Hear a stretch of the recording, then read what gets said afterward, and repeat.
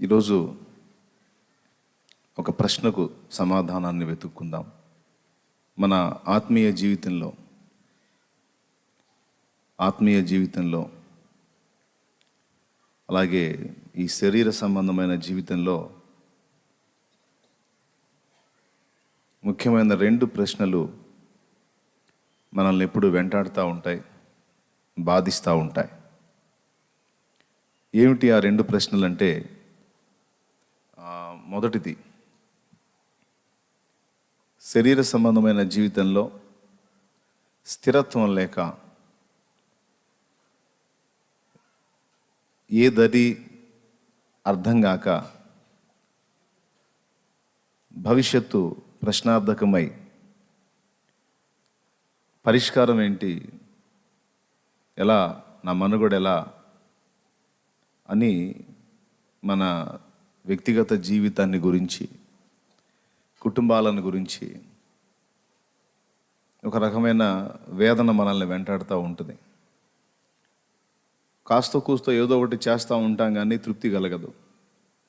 ఇంకా అదనంగా నేను అభివృద్ధి చెందాలి, డెవలప్ కావాలి, అన్ని విధాలా నేను వృద్ధి పొందాలి అని ఒక ఆరాటం అనేది వెంటాడుతూ ఉంటుంది. ఏదో చిన్నపాటి జాబ్ వచ్చిన వ్యక్తి ఆ జాబులో తృప్తి చెందలేడు, ఇంకో మెట్టెక్కితే బాగుండు అని ఆరాటపడుతూ ఉంటాడు. కుటుంబ జీవనంలో కూడా ఏదో చిన్నపాటి పనులు దొరుకుతూ ఉంటే నడుస్తుందిలే అని ఆగబుద్ధి కాదు, ఇంకా కొంచెం మెరిట్గా చేసుకోవాలి, ఇంకా జాగ్రత్త పడాలి అని మంచిది ఏదన్నా దొరికితే బాగుండు, ఒక స్థిరమైన ఉపాధి మార్గం దొరికితే బాగుండు, అన్ని విధాల అనుకూలంగాని ప్రతి మనిషికి ఆరాటం ఉంటుంది. నెలకి 50,000 సంపాదించే వ్యక్తికి కనీసం 70,000 సంపాదించాలి, 1,00,000 సంపాదించాలి అని ఆరాటం ఉంటుంది. నెలకి 15,000 సంపాదించే వ్యక్తికి కనీసం 25,000-30,000 సంపాదించాలని ఉంటుంది. నెలకి 10,000 సంపాదించేవానికి కనీసం ఒక 20,000 సంపాదించాలని ఆరాటం ఉంటుంది. నెలకి 10,000 సంపాదించేవాడు 20,000 సంపాదించేవాడిని అదృష్టవంతుడు అనుకుంటాడు. నెలకి 20,000 సంపాదించేవాడు 50,000 సంపాదించేవాడిని అదృష్టవంతుడు అనుకుంటాడు. 50,000 సంపాదించేవాడు నెలకి 1,00,000 రూపాయలు సంపాదించేవాడిని గొప్ప అదృష్టవంతుడు అనుకుంటాడు. 1,00,000 రూపాయలు సంపాదించేవాడు నెలకి 2.5 లక్ష సంపాదించేవాడిని గొప్ప భాగ్యశాలి అనుకుంటాడు. 2.5 లక్ష నెలకి సంపాదించేవాడు కనీసం 5 లక్షలు సంపాదించేవాడిని గొప్పవాడిగా, వాడు ధన్యుడిగా అనుకుంటాడు. చూడండి, 10,000 వాడు 20,000 వాడిని చూస్తే, 20,000 వాడు 50,000 వాడిని చూస్తే, 50,000 వాడు 1,00,000 వాడిని చూస్తే, 1,00,000 వాడు 2.5 లక్ష వాడిని చూస్తే, 2.5 లక్ష వాడు 5 లక్షల వాడిని చూశాడు. పోనీ 5 లక్షల వాడన్నా తృప్తి చెందుతాడా? నెలకి 10 లక్షలు సంపాదించేవాడిని చూసే వాడు భాగ్యవంతుడు, అదృష్టవంతుడు అనుకుంటుంటాడు. ఈ రకంగా మనిషికి ఈ వేదన అనేది వెంటాడుతూనే ఉంటుంది. ఈ భూమి మీద జీవించినంత కాలంలో కాస్త పట్టుదల కలిగినోడికి, కసి కలిగినోడికి తపన వెంటాడుతూనే ఉంటుంది. తక్కువ మంది రాజీ పడిపోతారు. ఏదో లేక వాళ్ళంత మనం సంపాదించలేం, లేదో నడుస్తుందిగా పోని అనుకునేవాళ్ళు కొంతమంది ఉంటారు. అలా అనుకున్న వాళ్ళు కూడా అప్పుడప్పుడు లాభలేదు, నేను కూడా కాస్త సంపాదించాలి, ఎట్లా డెవలప్ కావాలని అనుకుంటారు.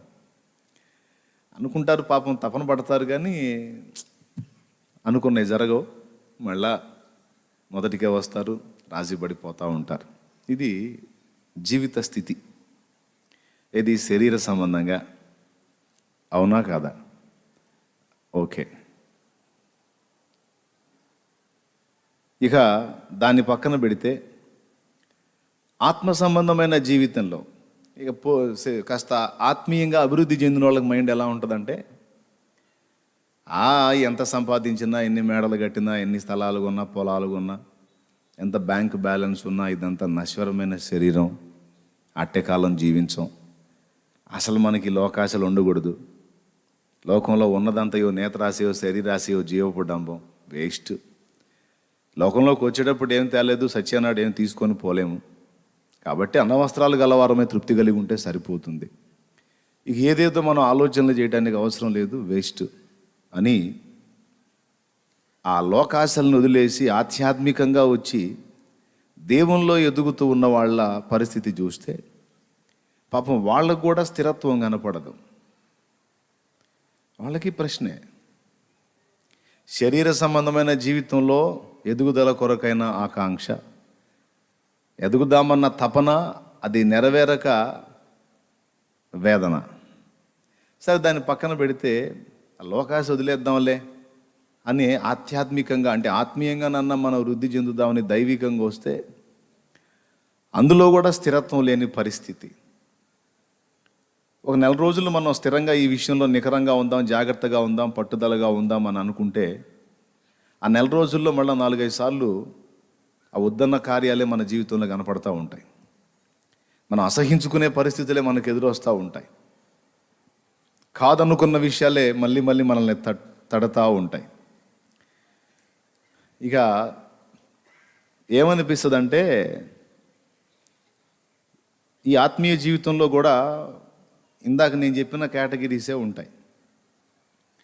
కొత్తగా దేవుళ్ళలోకి వచ్చినోడు అప్పటికి 1 సంవత్సరం నుంచి దేవుడిని వెంబడిస్తున్న వ్యక్తిని చూసి అబ్బో ఎంత బాగా భక్తిగా ఉన్నాడు అనుకుంటాడు.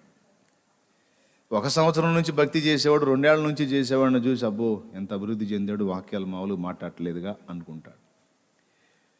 ఈ 2 ఏళ్ల భక్తి చేసేవాడిని మనం అడిగితే వాడు 4 సంవత్సరాల నుంచి భక్తి చేసేవాడిని చూసి అసలు నేనేంది అసలు అన్న మోకాళ్ళ ప్రార్థన, ఏకాంత ప్రార్థన మామూలుగా ఉండదంట.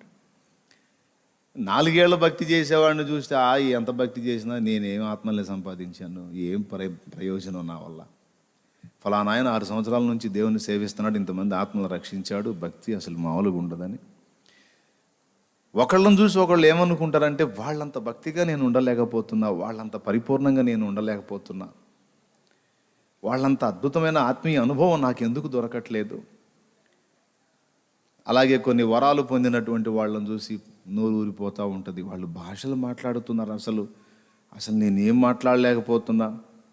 వాళ్ళ ఆత్మీయతతో పోల్చుకుంటే అసలు నేను భక్తి చేస్తున్నానా లేదన్న డౌట్ వస్తుంది నాకు అని ఈ ఆత్మీయ ప్రపంచంలో కూడా ఇదే పోరాటం. వాళ్ళంత పూర్ణంగా నేను ఉండలేకపోతున్నా, వాళ్ళంత స్థిరంగా నేను ఉండలేకపోతున్నా, వాళ్ళంత ఆత్మీయంగా నేను ఉండలేకపోతున్నా, వాళ్ళంత బలంగా నేను ఉండలేకపోతున్నా. నేను యవనస్తుడే, ఆ బ్రదరు యవనస్తుడే, పైగా నాకన్నా ఇంకా చక్కగా ఉంటాడు, నాకన్నా అన్ని విషయాల్లో కొలతలు కలిగిన వాడు, కానీ ఎలా కంట్రోల్ అవుతున్నాడు, నేను ఎలా ఉండలేకపోతున్నాను. అతనితో పోల్చుకుంటే నేను తక్కువే, వాస్తవంగా అన్నిట్లో అతను ఎక్కువే. అతను బలహీన పట్టడానికి ఎక్కువ అవకాశాలు ఉన్నాయి, ఆఫర్స్ కూడా ఉన్నాయి, కానీ అతను కరెక్ట్గా ఉంటున్నాడు, నేను ఎందుకు ఉండలేకపోతున్నా. ఒక డౌటు. ఈ వేదన ఆత్మీయ జీవితంలో పరిశుద్ధతను గురించి, విశ్వాసాన్ని గురించి, ప్రార్థనను గురించి, వరములను గురించి, ఆత్మల సంపాదన గురించి. ఒకళ్ళని చూసి ఒకళ్ళు అయ్యో నేను అలా ఉండలేకపోతున్నా, అయ్యో నేను అలా కాలేకపోతున్నా, అయ్యో నేను ఏంది నేను అసలు అని ఒకళ్ళని చూసి ఒకళ్ళు వేదన పడతానే ఉంటారు. అంటే ఈర్ష్యతో కాదు, వాళ్ళలాగా నేను చేయలేకపోతున్నానే, వాళ్ళలాగా నేను ఎదగలేకపోతున్నానే, వాళ్ళంత పూర్ణంగా నేను ఉండలేకపోతున్నానే. ఇలాంటి సందేహాలు మీకు ఎప్పుడన్నా వచ్చాయా?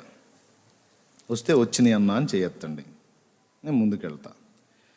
లేకపోతే మాకు అట్లాంటి ఏం లేవులే నువ్వు చెప్పు అంటే నేను వేరే టాపిక్లోకి వెళ్తా, ఏం పర్వాలా. దేవునికి స్తోత్రం కలుగును గాక. హల్లెలూయా. ఎందుకంటే దేవుని ఆత్మ అదే ఈరోజు నా దృష్టిలో తీసుకొచ్చాడు. మరి పరిశుద్ధాత్మ మీ హృదయాలు ఎరిగినవాడు కాబట్టి, మరి నా తలంపుల్లోకి దాన్ని తీసుకొచ్చాడు కాబట్టి అది నేను చెప్పాల్సి ఉంది. మరి మాకైతే అదేం లేదన్నా, మరి నీకు దేవుడు ఎట్లా చెప్పాడో ఏమో, మాకైతే ఆ డౌట్స్ ఏమి లేవు, మేమంతా ప్రశాంతంగానే ఉన్నాం, నువ్వేం ఆందోళన పడొద్దు, టాపిక్ మార్చమంటే మార్చేస్తాను. మరి చెప్పండి, నిజమేనన్నా మాకుంది ఆ పరిస్థితి అంటే చేయెత్తి సాక్ష్యం ఇవ్వండి, నేను ఇక మ్యాటర్లోకి వెళ్తా. ఒకళ్ళు చేయెత్తకపోయినా నేను చెప్పను. మీకు ఉందా ఆ డౌట్ లేదా? రైట్, స్తోత్రం చెప్దాం. కొంతమందికి అర్థం కాక చేయెత్తలేదేమో, లేదా ఏముందిలే అని నిర్లక్ష్యంతో ఎత్తలేదేమో. సరే, మీరు చేతులు ఎత్తనోళ్ళని పక్కన పెట్టి అనేక మంది చేయెత్తి నాకుందా ఆ డౌట్ అని అడిగారు కాబట్టి నేను ఇప్పుడు చెప్తా. లైవ్లో కొంతమంది ఉన్నట్టున్నారు, పాపం వాళ్ళకు కూడా ఖచ్చితంగా ఈ డౌట్ ఉంటుంది. ఇక్కడ కూర్చున్న మీ అందరికీ లేకపోయినా పాపం లైవ్లో వాళ్ళు మాత్రం మొత్తుకుంటూ ఉంటారు, మాకుందన్న డౌట్. భౌతిక జీవితంలో స్థిరత్వం లేదు, ఆత్మీయ జీవితంలో స్థిరత్వం లేదు. అక్కడ చంచలత్వమే కనపడుతుంది, ఇక్కడ చంచలత్వమే కనపడుతుంది. ఇక ఎంత కాలానికి, ఇక ఎన్ని రోజులకి నా పరిస్థితి మారిద్ది? ఎంత పట్టుబట్టి పైకి ఎగురుదామన్నా సముద్రపు అలలాగా ఉరుకుతా ఉవ్వెత్తున వచ్చి ఎగసి ఆకాశాన్ని అందుకోవాలన్నట్టు లెగుస్తుంది, కానీ పడి మళ్ళీ అక్కడే ఉండి మళ్ళీ వెనక్కి వెళ్ళిపోతుంది. అలాగే అయిపోయింది నా రెండు జీవితాల్లో. నాకు అదే అయిపోయింది. అటు ఆధ్యాత్మిక జీవితంలో అంతే ఉంది, భౌతిక జీవితంలో కూడా అంతే ఉంది. ఎంత బయటపడదామని ఉరికినా, ఎంత ఆకాశాన్ని అంటుదామని పరితపించినా బయటపడలేని పరిస్థితి, అందుకోవాలనుకున్నది అందుకోలేని పరిస్థితి. సరే, శరీర సంబంధమైన జీవితం తీసేద్దాం, ఇవన్నీ మనం అంతగా ఆశించదగ్గవి కాదు. పుట్టించినోడు ఎటుకూడి మనకు సహాయం చేస్తాడు, అది ఒక భరోసా ఉంది. యేసయ్య గొప్ప దేవుడు, ఎప్పటికి కావాల్సింది అప్పటికి ఆకాశ పక్షుల్ని పోషించేవాడు కాబట్టి మనకు కూడా ఏదో సాయం చేస్తాడు, ఇబ్బంది లేదు. కానీ ఆత్మీయ ప్రపంచంలోనే పెద్ద ఇబ్బంది అయిపోయింది. ఎట్లా ఇది అని ఒక వేదన అనేక మందిని ఆవరించినట్టుగా నేను గుర్తించాను. నేను కూడా ఒక దశలో ఇది ఎదుర్కొన్నా. స్తోత్రం చెప్తారు గట్టిగా చెప్పండి. ఒక దశలో నేను కూడా ఇవన్నీ ప్రశ్నలు ఎదుర్కొన్నా. ఈరోజు దానికి సమాధానం చెప్పుకొని మనం ప్రార్థన చేసుకుందాం. సింపుల్. దానిలో సమాధానం మనకి దైవజనుడు అపోస్తలుడైన పేతురు గారు మనకి ఒక అద్భుతమైన మాట సాక్ష్యం ఇచ్చాడు. ఆ ఒక్క మాట చదివి మనం ప్రార్థన చేద్దాం రండి. పేతురు రాసిన మొదటి పత్రిక 5వ అధ్యాయము 10వ వచనం. తన నిత్య మహిమకు క్రీస్తునందు మిమ్మల్ని పిలిచిన సర్వకృపానిధియగు దేవుడు, తన నిత్య మహిమకు క్రీస్తునందు మిమ్మును పిలిచిన సర్వకృపానిధియగు దేవుడు, కొంచెము కాలము మీకు శ్రమపడిన పిమ్మట తానే మిమ్మును పూర్ణులుగా చేసి స్థిరపరచి బలపరచును. యుగ యుగములకు ప్రభావం ఆయనకు కలుగునుగాక. ఆమేన్. ఈ వచనాన్ని దేవుని పరిశుద్ధాత్మ నాకు చూపించాడండి. ఎందుకంటే ఇప్పుడు మీకు ఏ ప్రశ్నలు అయితే నేను వేశానో ఆ ప్రశ్నలు నేను ఎదుర్కొన్నాను. నా శరీర సంబంధమైన జీవితంలోనూ ఆత్మ సంబంధమైన జీవితంలోనూ నేను ఎదుర్కొన్నాను. ఓ స్థిరమైన ఉపాధి మార్గం లేక దేశ దిమ్మరిలాగా తిరుగుతూ ఎక్కడ కూడా నిలకడలేని పరిస్థితుల్లో ఏ ఆధారం దొరికిద్దా అని వెతుకులాట కలిగి ఉన్నటువంటి అనేక మంది వ్యక్తులలో నేను ఒకడిని. దాన్ని అటుంచితే ఆత్మీయ జీవితంలో కూడా భక్తుల్ని చూసినప్పుడు వారి వలె ఉండాలి, వారిలాగా పరిపూర్ణత చెందాలి, వారిలాగా ఆత్మీయ జీవితంలో స్థిరంగా ఉండాలి, బలంగా ఉండాలనే తహతహలాడుతూ ఇది అది రెండు అందుకోలేక కొన్ని దినాలు వేదన పడుతూ దేవుని ముందుకు వచ్చినప్పుడు దేవుడు తన వాక్కు ద్వారా అనేక పర్యాయాలు నన్ను ప్రోత్సహించాడు, బలపరిచాడు, ధైర్యపరిచాడు. ఒక దశలో ఈ వచనాన్ని చూపించాడు. ఏంటి ఆ వచనం అంటే మళ్ళీ నేను చదువుతాను చూడండి. తన నిత్య మహిమకు క్రీస్తునందు మిమ్మును పిలిచిన సర్వకృపానిధియగు దేవుడు కొంచెము కాలము మీరు శ్రమపడిన పిమ్మట తానే మిమ్మును పూర్ణులనుగా చేసి స్థిరపరచి బలపరచును అన్నాడు. అంటే పరిపూర్ణులుగా కావాలన్న ఆశ మనకుంది, కానీ మనం పరిపూర్ణతలోనికి రావటం అనేది మన చేతుల్లో, మన చేతుల ద్వారా జరిగేది కాదు అనేది నంబర్ 1 రాసుకో. నంబర్ 2, స్థిరపరచబడాలనే ఆశ మనకుంది, కానీ మన సొంతంగా మనంతట మనము స్థిరపరచబడటం అనేది సాధ్యము కాదు అని రాసుకో. బలంగా ఉండాలి, బలహీనంగా ఉండకూడదు.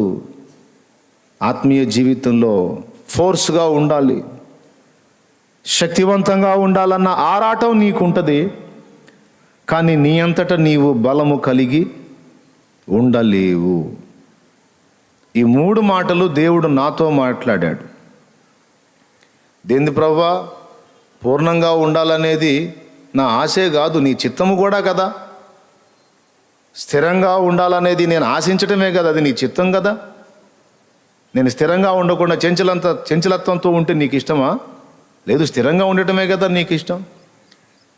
ఆత్మీయ జీవితంలో బలంగా ఉండటం నాకు ఇష్టం, నాకు ఆశే కాదు, నీ చిత్తం కదా అది. మరి ఈ 3 ముఖ్యమైనవి, అవి నేను చేయకుండా ఎట్లా అవుతాయి ప్రభువా?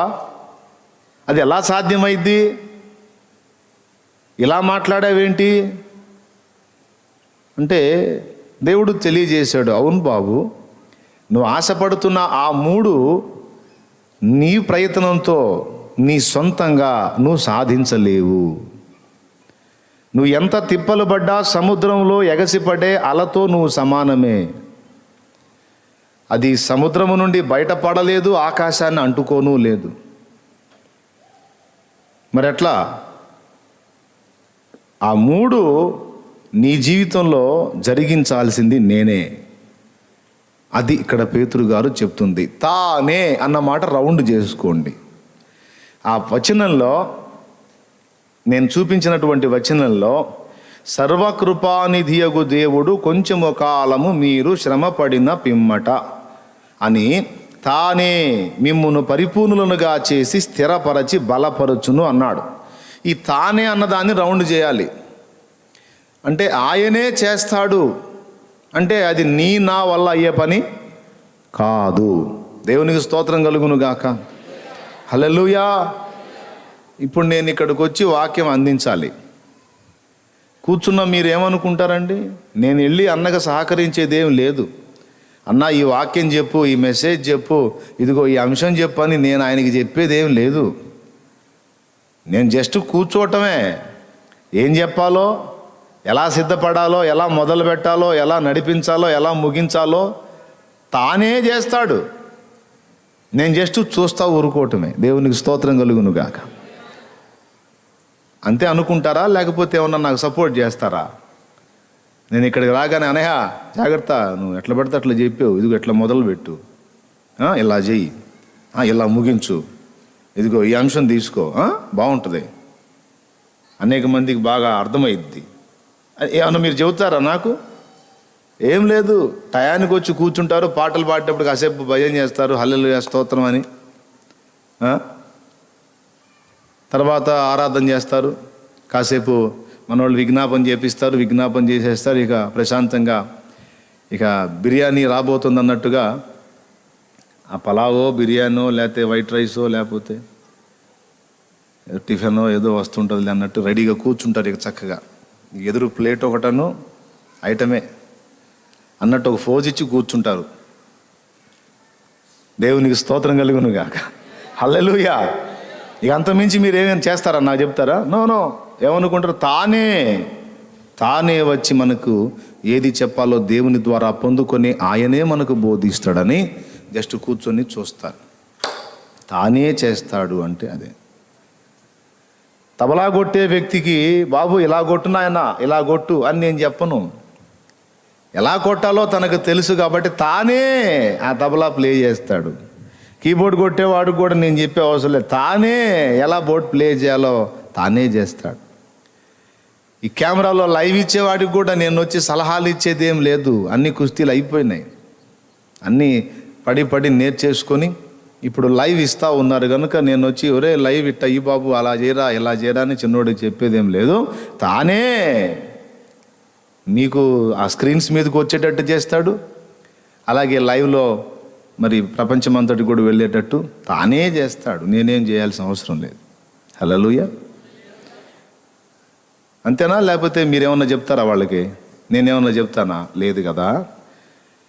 ఇప్పుడు తానే అన్న మాటలకి ఇలాగా చెప్పుకోవచ్చు. ఇప్పుడు మన పరిపూర్ణత, మన స్థిరత్వం, మన బలం, ఈ మూడు మన సొంతంగా మనం చేయాలి అనేది దేవుడు చెప్పాడా, లేకపోతే తానే ఈ కార్యం చేస్తానని చెప్పాడా? ఇది ఫస్ట్ గుర్తుపెట్టుకోండి. తానే అన్న మాటని మనం రౌండ్ చేసుకుంటే ఆ దాని మీదనే ఈరోజు మన అంశం అంతా ముడిపడి ఉంది. హల్లెలూయా. గర్భంలో ఒక పిండము రూపుదిద్దుకుంటుండగానే ఆ పిండము బయటికి వచ్చిన తర్వాత వాడికి పాలు కావాలి అని ఆ తల్లి స్పెషల్గా పాలను రెడీ చేయలే. పోనీ గర్భస్థ శిశువు కూడా రెడీ చేసుకోవాలా. కడుపులో నుంచి వాడు బయటికి రాగానే ముందు వాడి ఆకలి తీరాలని తానే తల్లికి పాల ఉత్పత్తి జరిగేటట్టు పెట్టాడు. ఇది ఆయన చేసిన పనా లేకపోతే తల్లి కొడుకులు చేసిన పనా? చెప్పండి, గట్టిగా చెప్పండి. ఎవరు చేసిన పని? రైట్.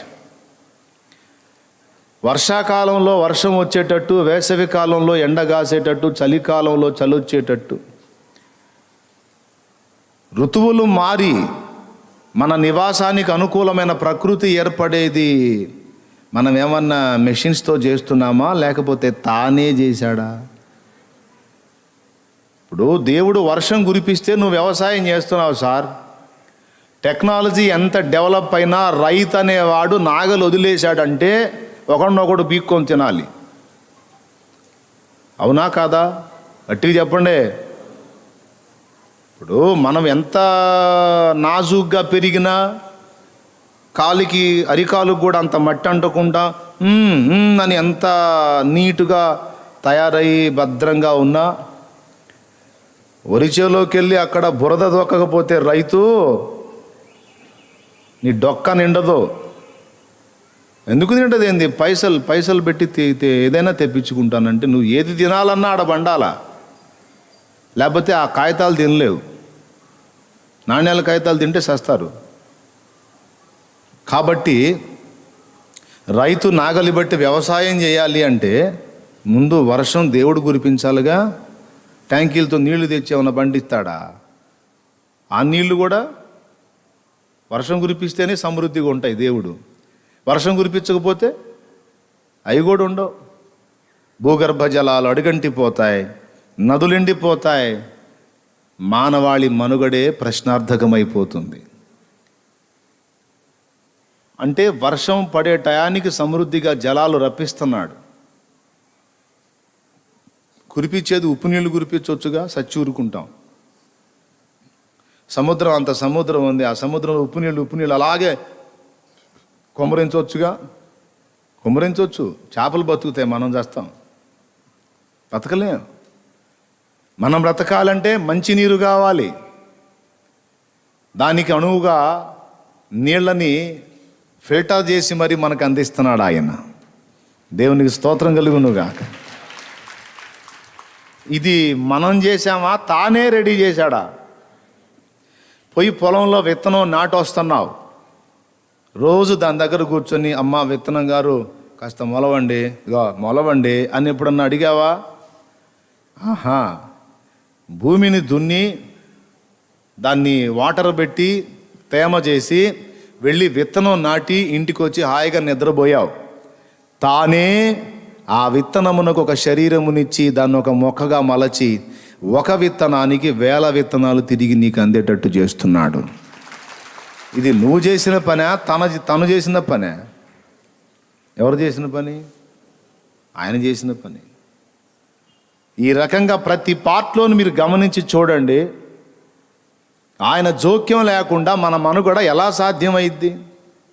ఒకవేళ పంట పండించుకొని ఎట్లన్నో సొంతంగా ఏమి ఆయన సపోర్ట్ లేకుండా చేద్దాం బతుకుద్దాం అనుకుంటున్నావేమో, పొద్దున్న నుంచి సాయంత్రం దాకా, సాయంత్రం నుంచి మళ్ళా తెల్లారిన దాకా నిర్విరామంగా వీస్తూనే ఉంది వాయువు, గాలి. 10 నిమిషాలు అట్లా పట్టాడు అనుకో, ఎక్కడోళ్ళు అక్కడ కొయ్య బొమ్మల్లా నీలుకుపోతారు. అవునా? గాలిని 10 నిమిషాలు దేవుడు, గంటలు కూడా అవసరంలా, ప్రపంచం అంతటా 10 నిమిషాలు వాయువుని బిగబట్టాడు అనుకో, ఇక వైద్యం చేయడానికి డాక్టర్ కూడా బతికుండడు. ఆయనకు కూడా గాలి కావాలిగా, మొత్తం అవుట్. అంటే గాలిని ఎవరు పంపిస్తున్నారు? తానే. మొక్కని ఎవరు మొలిపిస్తున్నారు? తానే. పాల ఉత్పత్తి ఎవరు పెట్టారు? తానే. తినటానికి అనువైన పదార్థాలు ఎవరు అందుబాటులోకి తెచ్చారు? తానే. విత్తనం వేయటానికి భూమిని అనువైన దానిగా ఎవరు మలచారు? తానే. ఈ విధంగా నీ ఎరుక లేకుండానే, నీ అనుమతి లేకుండానే నీ ఉనికికి, నీ మనుగడకి అనుకూలమైన వాతావరణాన్ని, వస్తు సముదాయాన్ని, ఖనిజ సంపదని, సమస్తమును నీకు ముందుగానే రెడీ చేసి పెట్టిన దేవుడు, అన్నీ రెడీ చేసి పెట్టిన దేవుడు నీ జీవితంలో నువ్వు ఎదుర్కోబోతున్న అవసరతలన్నిటి విషయంలో సిద్ధపరిచి ఉంచాడని ఎందుకు నమ్మలేకపోతున్నావు అనేది దేవుడు నిన్ను అడుగుతున్న ప్రశ్న. ఇవన్నీ నువ్వు రెడీ చేసుకున్నావా? లేదు నాయనా, దేవుడే చేశాడు. కదా, మరి ఇన్ని రెడీ చేసి నిన్నంటూ భూమి మీదకి, అసలు ఉనికిలో లేని వాడిని నిన్ను భూమిలోకి, ఆ భూమి మీద ఉనికిలోకి తీసుకొచ్చినోడు నీకు భూమి మీద ఆయుష్కాలం ఇచ్చినంత వరకు నీకు కావాల్సినవన్నీ సిద్ధపరుస్తాడని ఎందుకు నమ్మలేకపోతున్నావు? భక్తులు గొప్పతనం ఏంటంటే, ఇవన్నీ ఆలోచించి ఇన్ని విషయాలలో నాకు సహాయం చేసిన దేవుడు నాకు కావలసిన సమస్తమును సమకూర్చే ఉంచాడు. చేయుటకు నా ముందున్న పని అది చిన్నదే కానీ పెద్దదే కానీ శక్తి లోపం లేకుండా చేస్తా. ఫలితానికి దేవుని మీదే ఆధారపడతా. నాకైతే కడుపు కొట్టడు, అన్యాయం చేయడు, నా వస్త్రం లేకుండా చేసి నన్ను సిగ్గుపరచడు, ఏమే ఆకలితో నన్ను పస్తులు ఉంచడు. ఏమి అర్థమైందా? ఇది ఎవరు అనుకుంటారు? దేవుని కార్యములు ఎరిగిన భక్తులు. నాకు ఆ విషయంలో చింత లేదండి. ఎందుకంటే నన్ను పుట్టించినవాడు, ఇంతకాలం పోషించినవాడు, ఇక ముందు కాలం కూడా ఆయనే చూసుకుంటాడు. కాబట్టి నాకు ఆ విషయమై చింత లేదు అంటాడు నిజముగా భక్తిపరుడైన వాడు. దేవునికి స్తోత్రం. దేవుణ్ణి కాపరిగా చేసుకొని తాను దేవునికి ఒక గొర్రెపిల్లలాగా మారిన దావీదు ఏమని పాడాడు? యెహోవా నా కాపరి, నాకు లేమి కలుగదు.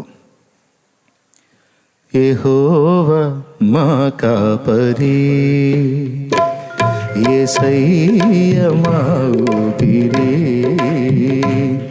యెహోవా మా కాపరి, యేసయ్య మా ఊపిరి.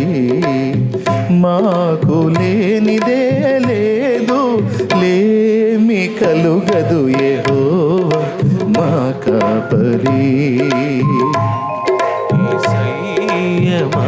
దేవునికి స్తోత్రం. మీరు వద్దులేరా మధ్యలో స్కేల్ పట్టుకోవటంలో మిస్ అయింది అనుకోరా, నేను బలవుతా పెసన్నా.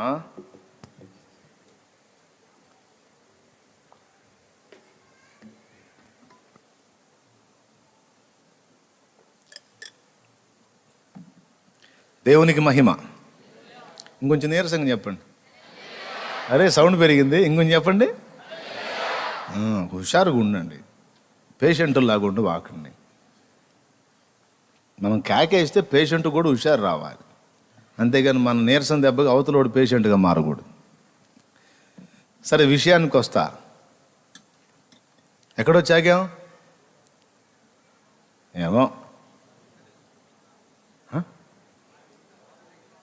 యెహోవా నా కాపరి, నాకు లేమి కలుగదు. పచ్చిక గల చోట్ల నన్ను పరుండజేయును, శాంతికరమైన జలముల యొద్దకు నన్ను నడిపించును. నా ప్రాణమునకు సేద తీర్చుచున్నాడు, తన నామమును బట్టి నీతి మార్గములో నన్ను నడిపించుచున్నాడు. గాఢాంధకారపు లోయలలో నేను సంచరించినను ఏ అపాయమునకు భయపడను. ఎందుకనగా నీ దుడ్డు కర్రయు నీ దండమును నన్ను ఆదరించును. అవునా? నూనెతో నా తల అంటి ఉన్నావు, నా గిన్నె నిండి పొర్లుచున్నది. నా శత్రువుల ఎదుట నీవు నాకు భోజనము సిద్ధపరచుదువు. కృపాక్షేమములే నా వెంట వచ్చును. చిరకాలము నేను యెహోవా మందిరములో నివాసము చేసేదను. దేవునికి స్తోత్రం. హల్లెలూయా, హల్లెలూయా. అసలు ఎంత భరోసా ఉంచాడండి దేవుడి మీద. మానసిక ప్రశాంతత పొందగోరేవాడు ఈ సంగతులు నమ్మాలి. దేవుడు చెప్తున్న మాట అదే.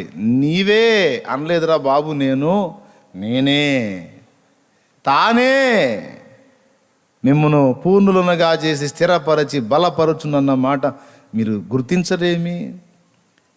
అది భౌతికమైనదైనా, అంటే శరీర సంబంధమైనదైనా ఆత్మ సంబంధమైనదైనా రెండూ నీ చేతుల్లో లేవు, అవి నా చేతిలో ఉన్నాయని చెప్తున్నాడు దేవుడు. బెదర్, అది బెదర్.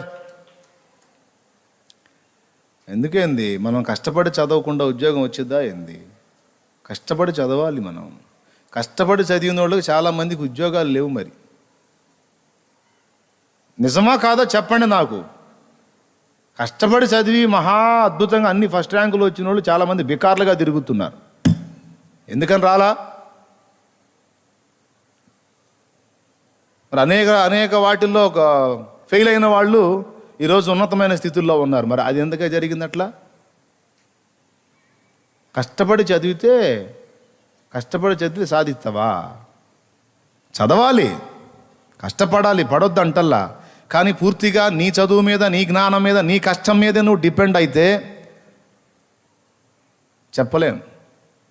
నీ కష్టంతో పాటు, నీ ప్రయాసతో పాటు ఆయన కృప కూడా నీకు కావాలి. ప్రసంగిలో చెప్పిన మాట అది. ప్రసంగిలో చెప్పిన మాట ఏంటంటే, ఒక్కసారి తీయండి, ప్రసంగి గ్రంథం తీయండి.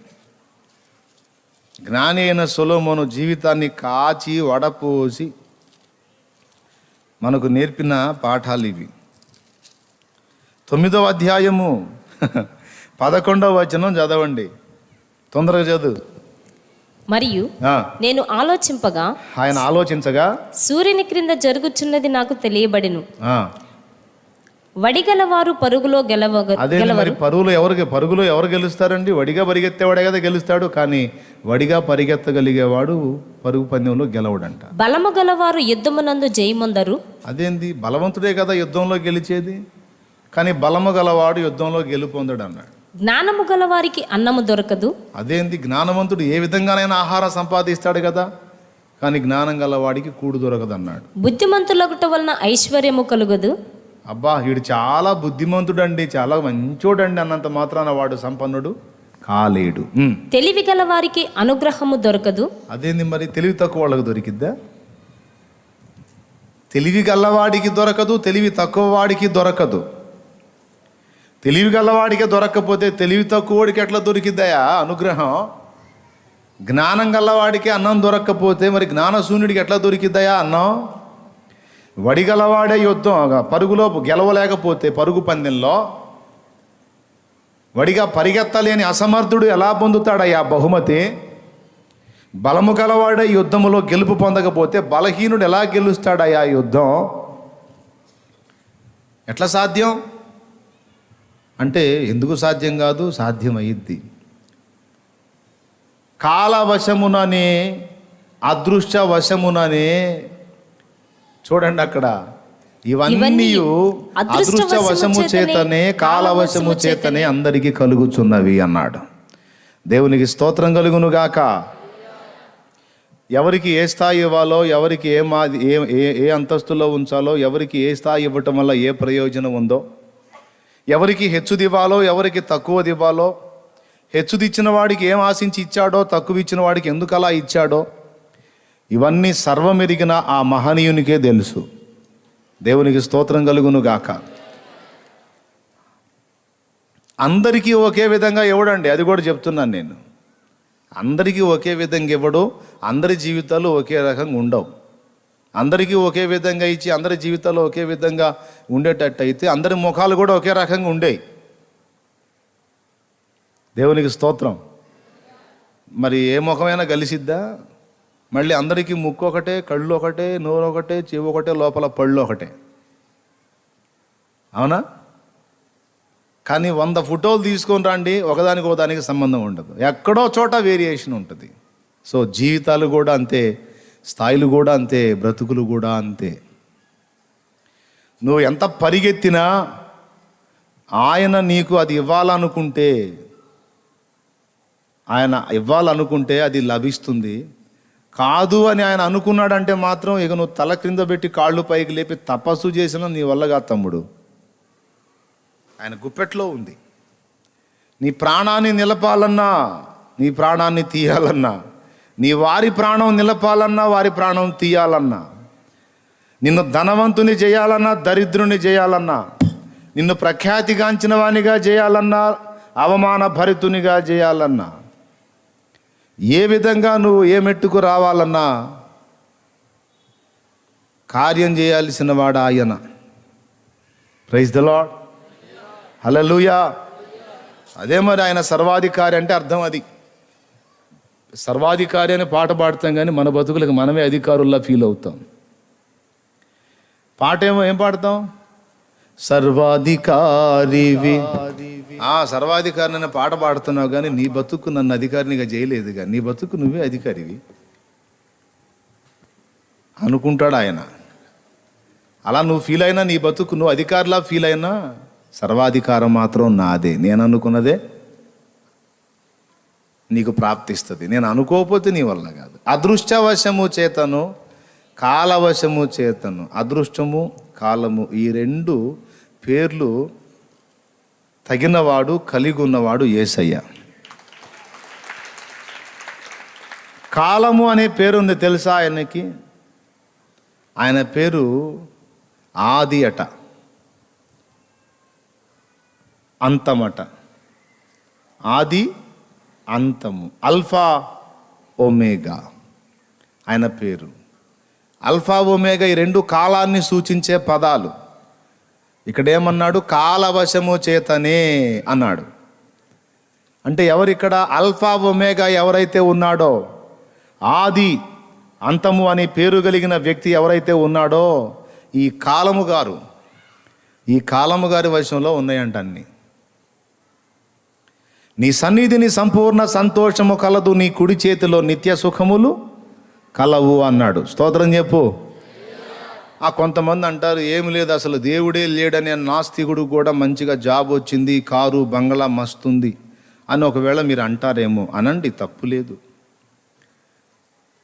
ఇచ్చుండొచ్చు దేవుడు, వాడు తపన పడుతున్నాడు కదా, అది లభించేటట్టు చేసి ఉండొచ్చు దేవుడు. కానీ దాన్ని సంతృప్తికరంగా వాడు అనుభవించలేడు అంతే. అది మాత్రం కన్ఫామ్గా చెప్తా. వాడు అన్నీ పొంది ఉండొచ్చండి. మంచి చక్కని 2 భార్యలను కలిగి ఉండొచ్చు, 2 అంతలు. అంతేకాకుండా మంచిగా సంతానాన్ని కలిగి ఉండొచ్చు, ఐశ్వర్యాలు కలిగి ఉండొచ్చు, మంచిగా అన్ని కార్లు, బంగ్లా, ఏసీ గదులు అన్నీ సూపర్గా ఉండొచ్చు గాక. కానీ వాడి బతుకులో మాత్రం సమాధానం అన్నది ఉండదు. ఇక మిగిలినవన్నీ ఉంటాయి. ఎందుకు సమాధానం ఉండదన్నా? అన్నీ ఉన్నవాడికి సమాధానం లేకుండా ఎందుకు ఉంటుంది అంటే, సమాధానం అనేది ఒక అనుభవం కాదు. ఈ మర్మం తెలియదు చాలామందికి. సమాధానం అనేది ఒక అనుభూతి కాదు. ఒక వ్యక్తి. ఆయన పేరు యేసు.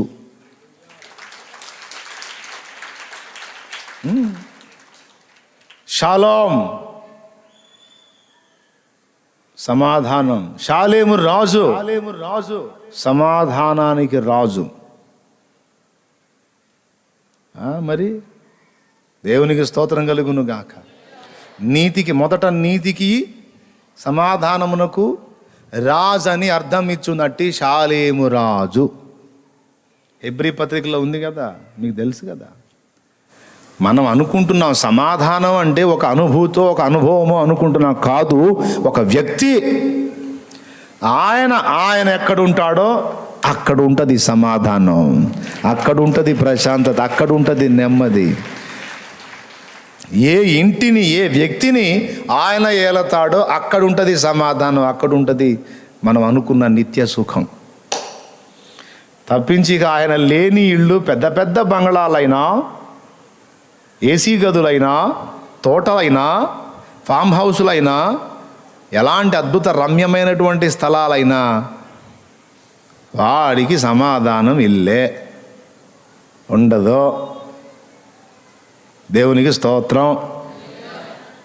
యేసు ఉన్నాడు అనుకో, గుడిసెలో బతికేవాడికైనా సరే ప్రశాంతత ఉంటుంది, సమాధానం ఉంటుంది, టెన్షన్ ఉండదు.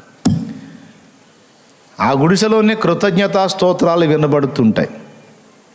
దైవజనుడు పాడినట్టు, నీతిమంతుల గుడారాలలో వినబడుచున్నది రక్షణ సంగీత సునాదము.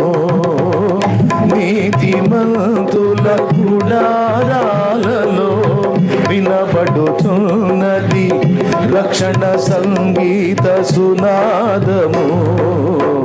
నీ కృప నిత్యముండును, నీ కృప నిత్య జీవము, నీ కృప వివరింప నా తరమా యేసయ్యా. నీ కృప నిత్యముండును, నీ కృప నిత్య జీవము, నీ కృప వివరింప నా తరమా యేసయ్యా. నీతిమంతుల గుడారాలలో వినబడుచున్నది రక్షణ సంగీత సునాదము.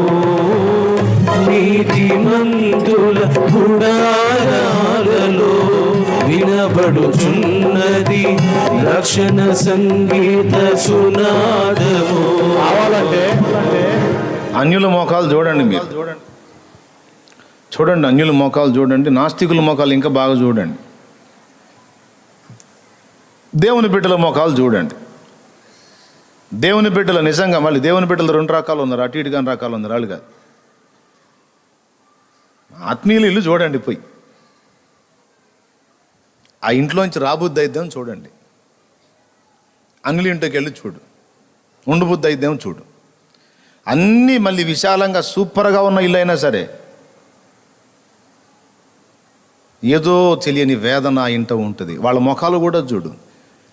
బయటికి స్టేజీల మీదకి వచ్చినప్పుడు వాళ్ళ ముఖాల్లో నవ్వు పులుంకొని తిరుగుతూ మనకు కనబడతారు. ఏమనో తెలుసా, వాస్తవంగా భయస్థుడే బీరాలు బలుగుతాడంట. భయస్థుడు వాడి భయం బయటికి అర్థం కాకుండా ఎక్కువగా మాట్లాడుతుంటాడంట, బీరాలు బలుగుతూ ఉంటాడంట. నేను అంత పోటుగాడిని, ఇంత పోటుగాడిని. ఎందుకంటే వాడు భయస్థుడని ఎవడు అనుకోకూడదు. ధైర్యవంతుడు అసలు ఏం మాట్లాడడు, ఎందుకంటే వాడి దగ్గర ఉన్నదేదో వాడు తెలుసు కాబట్టి దాని గురించి వాడు చెప్పడానికి ఇష్టపడ్డాడు.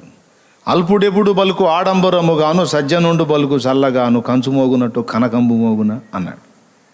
ఎవరు? వేమన. కరెక్టే అది. ఎక్కువ వేదనతో ఉన్నవాళ్లే బయటికి అది కనపడకుండా కవర్ చేసుకోవడానికి ఎక్కువ హడావుడిగా కనపడతా బయటకు వస్తారు. వాళ్ళ లోపల దాగి ఉన్న విషాదం ఎవ్వడికి అర్థం కాకూడదని దాన్ని కవర్ చేయడానికి వాళ్ళు పైన అనేక రకాల తిప్పలు పడతారు. అసలు విపరీతంగా నవ్వుతున్నట్టు ఉంటారు, లోపల భయంకరమైన ఏడుపు. అంటే వాళ్ళని చూసి జనం ఏమనుకోవాలంటే వీళ్ళు ఎంత అదృష్టవంతులు అని ఫీల్ అవ్వాలనేది వాళ్ళ ఫీలింగ్.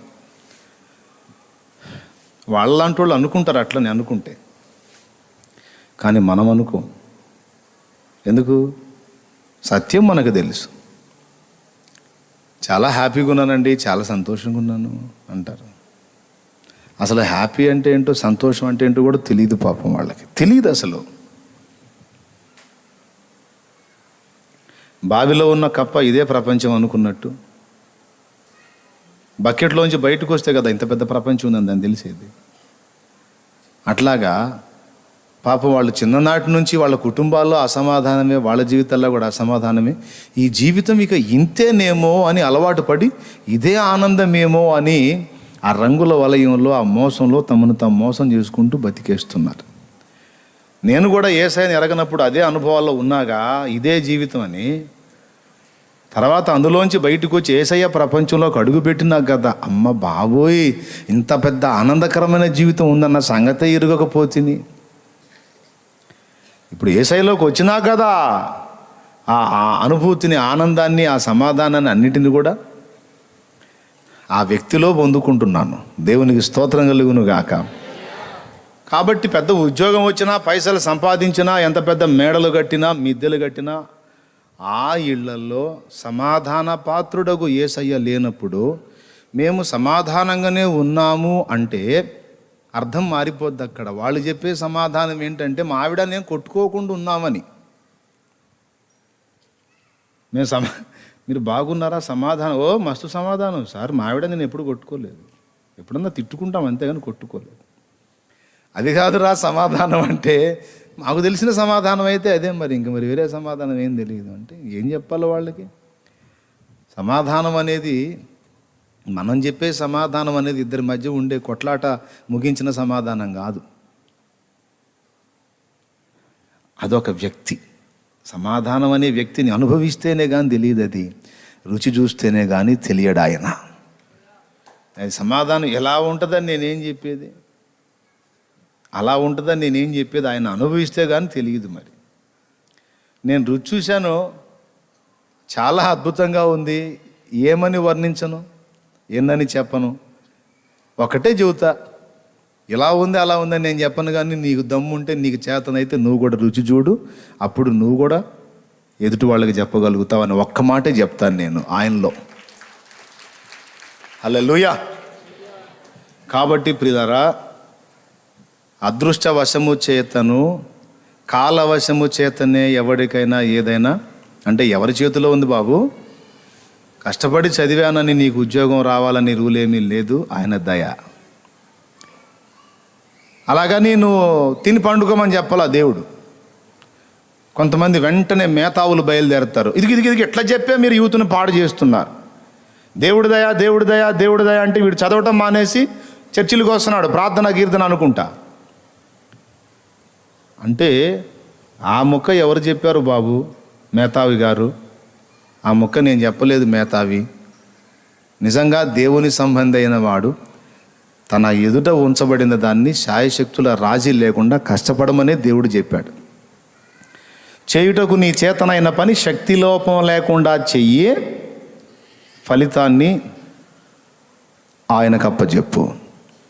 ఇక నీకు ఏది ఇస్తే మంచిదో, నీకు ఏ స్థాయి ఉంచితే మంచిదో, నిన్ను కింద ఉంచాలో, మధ్యలో ఉంచాలో, పైన ఉంచాలో ఆయన చూసుకుంటాడు.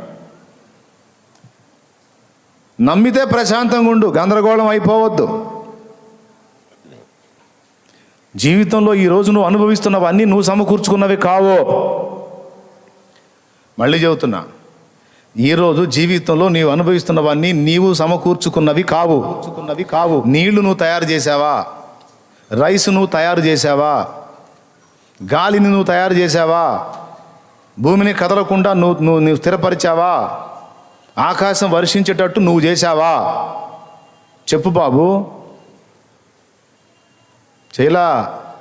అన్నీ ఆయన చేసింది. కనీసం అన్నీ అనుభవిస్తా కూడా ఆయన గురించి ఆలోచించని దౌర్భాగ్య స్థితిలో వెళ్ళిపోయారు ఈరోజు మనుషులు. అంటే ఎంత అహంకారం అంటే, కొంతమంది కొడుకులు ఉంటారు, ఒరే మీ నాన్న ఎంత చేస్తున్నాడో కాస్త పట్టించుకుంటున్నావా? మీ నాన్న ఎంత కష్టపడుతున్నాడో కొంచెం గుర్తించావంటారా? మీ నాన్నే ఎవడి కోసం కష్టపడతాడు ఏంది, కన్నప్పుడు చేసుకోవద్దా ఏంది? ఇది ఒక డైలాగ్ వేసిపోతుంటాడు ఒక గాలోడు. మిమ్మల్ని గాలిలే, ఒకడు ఉంటాడు గాలి, వాయుపుత్రుడు, అట్ట అంటుంటాడు ఒక్కొక్కడు. అమ్మాయి మీ అమ్మ నాన్న ఎంత కష్టపడుతున్నారో గమనించావా? వాళ్ళకి అసలు ఏమన్నా అర్థం చేసుకుంటున్నావా వాళ్ళు ఎంత త్యాగం చేస్తున్నారో? ఏమండి, వీడు యుక్త వయసు వచ్చిందాకా నానా కష్టాలు పడి తిప్పలు పడి వీడికి రెక్కలు తీసుకొస్తే రెక్కలు వచ్చినాక సరే ఎటుగుడి పెళ్లి చేసుకొని తగలబడితే తగలబడ్డావు. ఎప్పుడో కనీసం ఆ పెళ్లి కాకముందు ఉన్న కొద్ది రోజులన్నా అమ్మా నాన్నను గుర్తించి ఎటుగుడి పెళ్లి చేసుకున్నాక పాపం వాళ్ళని ఎత్తిని చేయబెడతావు అనుకో, ఎక్కువ శాతం అదేగా జరిగేది. ఉన్నంతవరకైనా వాళ్ళని గుర్తించి వాళ్ళ కష్టాన్ని గుర్తించి కొంచెం వాళ్ళ చేతికి ఊతమై వాళ్ళకి ఆదరణగా మారతాడంటే వీడు అటుపెట్టడు మైండు. కాస్త రెక్కలు రాగానే పావలా డబ్బులు జేబులోకి రాగానే వీడు లవ్వు చెవులో పువ్వు అనుకుంటూ తిరుగుతుంటాడు వీడు. అదేంటంటే మరి ఇక నేను ఒరిజినల్ జెంట్ సార్, హార్మోన్స్ పనిచేస్తున్నాయి సార్ అని అంతా పాపం వీడు రెక్కలు వచ్చిన పిల్లవాడు ఉపయోగపడతాడు అనుకునేసరికి వీడు ఎక్కడో చోట ఏదో కుంపటి పెట్టేస్తాడు. చివరికి వాళ్ళకి అర్థమైపోయిద్ది ఇంత కష్టపడి పెంచి పెద్ద చేశాం కానీ వీడి మనసులో మనకి ప్లేసు. ఎందుకంటే వీడు పాట పాడుతున్నాడు, నీకు ఇచ్చేసా మనసు ఇచ్చేసా, హృదయం ఇచ్చేసా అంటే మా సంగతి ఏందిరా అని వీళ్ళు మీకు క్లోజ్ చేశా, మిమ్మల్ని నెట్టేశా, ఆ అమ్మాయికి ఇచ్చేసా. కొంతమంది అట్టయితే మేము సచ్చేసేస్తాం అని పోతున్నారు తల్లిదండ్రులు. నిజమా కాదా? నానా కష్టాలు పడి వీడికి రెక్కలు తెస్తే కనీసం కొద్ది కాలం అన్నా తల్లిదండ్రులకు బాసటగా నిలిచి వాళ్ళని అర్థం చేసుకొని, నాన్న మా కోసం చాలా కష్టాలు పడ్డావు నాన్న, మా కోసం చాలా ప్రయాసపడ్డావు నాన్న అని తండ్రిని కొంచెం గుర్తించి కొద్దిగా అర్థం చేసుకొని మాట్లాడితే ఎంత బాగుండు. వీడంతటి వీడే బతికేసినట్టు, వీడే పుట్టేసినట్టు, వీడే పెరిగేసినట్టు ఏం చేశాడు ఏంది, ఏం చేసింది ఏంది, చేయాల్సింది చేయాలి. ఆ పుట్టినప్పుడే గొంతు పిసిగితే పోయేది పీడ వదిలి.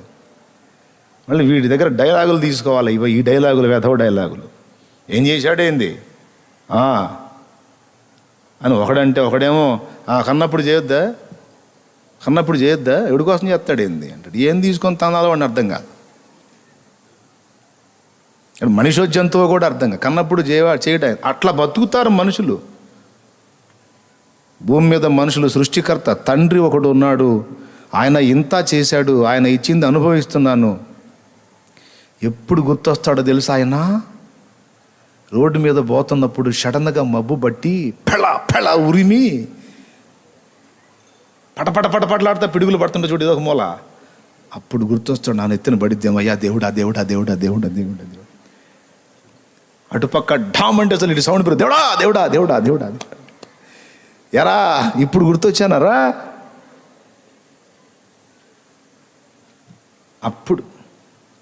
అప్పటిదాకా మాత్రం ఎవడి కోసం చేస్తాడేంది, గుర్తించరా ఆయన్ని. అయినా ఫీల్ కాల. ఎద్దుకు తెలుసు యజమానుడు, గాడిద ఎరుగును తన దొడ్డిని. ఎద్దుకు తెలుసు యజమానుడు, గాడిద ఎరుగును తన దొడ్డిని.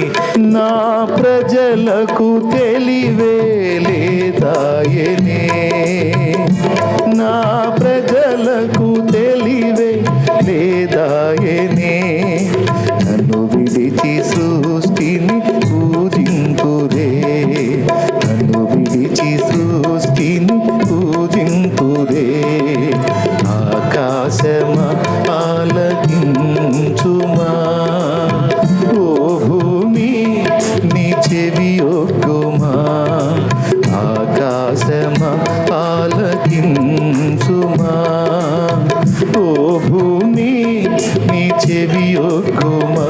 నీ పిల్లలను పెంచి గొప్పవారినిగా చేసిది. నేను పిల్లలను పెంచి గొప్పవారినిగా చేసిది. వారు నాపైనే తిరుగుబాటు చేసితిరే, వారు నాపైనే తిరుగుబాటు చేసితిరే. ఆకాశమా ఆలకించుమా, ఓ భూమి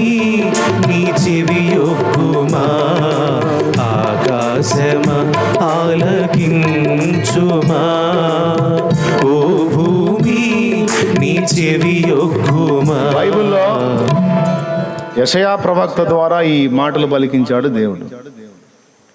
ఈ పాట రాసిన ఆయన పేరు కూడా యెషయానే, ఐజయ్ అన్న. ప్రస్తుతం మాచర్లలో ఉంటున్నాడు. ఆయన పొందుకున్న పాట ఇది. పాడే అవకాశం దేవుడు నాకు ఇచ్చాడు. దేవునికి స్తోత్రం కలుగును గాక. హల్లెలూయా. నేను పిల్లల్ని పెంచి గొప్పవాళ్ళని చేశాను, వాళ్ళు నా మీద తిరుగుబాటు చేశారు. ఎద్దుకు తన యజమానుడు తెలుసు, గాడిదకు తన దొడ్డి తెలుసు. నిజమే, మన దగ్గర గాడిద ఉంది, ఒంటె ఉంది, అన్నీ ఉన్నాయి. వదిలితే మొత్తం తిరిగి మళ్ళీ వచ్చి వాటి ప్లేస్లో నిలబడతాయి. కానీ సృష్టికర్తను గుర్తించని దీన స్థితిలో జంతువు కంటే దారుణంగా అయిపోయింది మనుషుని బ్రతుకని దేవుడు బాధపడతా ఉన్నాడు. సరేలేండి, నయం మీరన్నా తెలుసుకొని ఆ మహానుభావుడి దగ్గరికి వచ్చారు. సంతోషం. మిమ్మల్ని బట్టి, నన్ను బట్టి, మనల్ని బట్టి ఆయన ఆనందపడుతున్నాడు. అందరూ పనికి మళ్ళోళ్ళు కాదులే, కొంతమంది మంచోళ్ళు ఉన్నారులే అని ఆనందపడిపోతున్నాడు. వాళ్ళు కూడా తెలుసుకోవాలని మనం ప్రార్థన చేయాలి. కాబట్టి చెప్పండి, ఉన్నవాడు తృప్తిగా ఉన్నాడా? అలాగే లేనివాడు దుఃఖంతో ఉన్నాడా? లేదు లేదు లేదు. లేనివాడు ధనం లేకపోవచ్చు గాక, యేసుని కలిగి ఉంటే సమాధానం తను కలిగి ఉన్నట్టే, సమృద్ధి తను కలిగి ఉన్నట్టే. వద్దులే వద్దులే వద్దులే, చేతులు దెబ్బలు తగిలితే వద్దులే, వద్దులే వద్దులే వద్దులే, మళ్ళీ ఎందుకు ఒరే మరీ ఇబ్బంది పడుతున్నారేమో, నేను ఎందుకు వద్దన్నాలే. ఏమండి,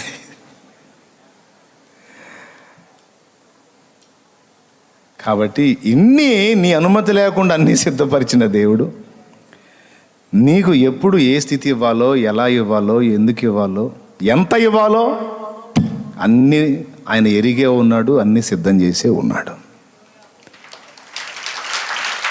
నువ్వు ఆందోళన పడాల్సిన అవసరం లేనే లేదు. ఒక్క పాయింట్ చాలు నీకు. నువ్వు భూమి మీద పుట్టక మునిపే, నువ్వు రాక మునిపే, నువ్వు వచ్చేసరికి రెడీగా నీ కడుపు నింపడానికి ఆహారం రెడీ చేసిన ఆ తండ్రి నీకు అన్నీ చూసుకుంటాడు, అన్నీ చూసుకుంటాడు. నువ్వు ఆందోళన పడొద్దు. ఆఖరికి నేను సస్తేనాన్ని ఎవడు పడేస్తాడన్న చింత కూడా నీకొద్దు. ఆయనే అవసరమైతే రెడీ చేసి పెడతాడు. భూస్థాపన చేసే మార్గం కూడా ఆయనే రెడీ చేసి పెడతాడు. కొంతమందికి అదొక డౌట్, ముసలాళ్ళకి, అయిపోయింది నా పని, ఎవరు లేరు నాకు, నన్ను ఎవరు తీసుకెళ్ళి పడేస్తారో ఏమని. ఏం పర్వాలా, ఆయనే చూసుకుంటాడు.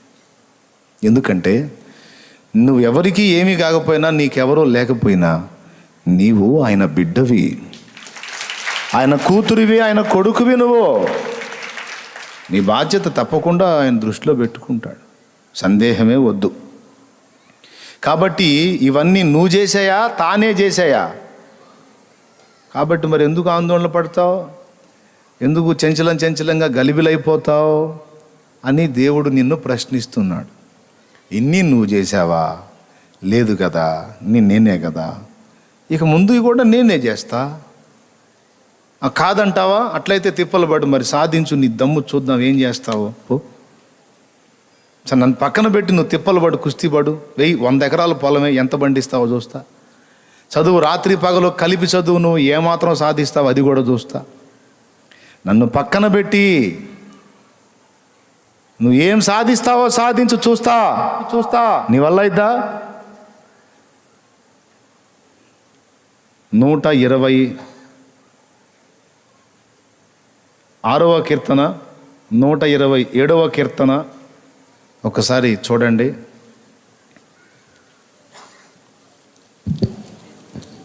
నూట 127:2 చూసుకో చాలు. మీరు వేకువనే లేచి, చాలా పెందలకాడ లేచి, చాలా రాత్రి అయిన తరువాత పండుకొనుచు కష్టాజితమైన ఆహారం తినుచుండుట వ్యర్థమే. తన ప్రియులు నిద్రించుచుండగా ఆయన వారికి ఇచ్చుచున్నాడు. తన ప్రియులు నిద్రించుచుండగా ఆయన వారికి ఇచ్చుచున్నాడు. ఏమండి, 126:5-6 వచనాలు కూడా చూడు. కన్నీళ్లు విడుచుచు విత్తువారు సంతోషగానముతో పంట కోసెదరు. పిడికిడ విత్తనముల చేత పట్టుకొని ఏడ్చుచు పోవు విత్తువాడు సంతోషగానము చేయుచు పనులు మోసుకొని వచ్చును. అది దేవునికి స్తోత్రం కలుగును గాక. హల్లెలూయా. పిడికెడ విత్తనాలు తీసుకెళ్ళి విత్తిన వాడు సంతోషగానము చేయొచ్చు, పనలు మోసుకొని వచ్చును. మీరు వేకునే లేచి చాలా రాత్రి అయిన తర్వాత పండుకొనొచ్చు, మీ చేతుల కష్టార్జితమైన ఆహారము తినుచుండుట వ్యర్థమే, తన ప్రియులు నిద్రించుచుండగా ఆయన వారికి ఇచ్చుచున్నాడు అన్నాడు. దేవునికి మహిమ కలుగును గాక. ఓకేనా? ఆయన ఇస్తున్నాడు, ఆయనే చూసుకుంటాడు.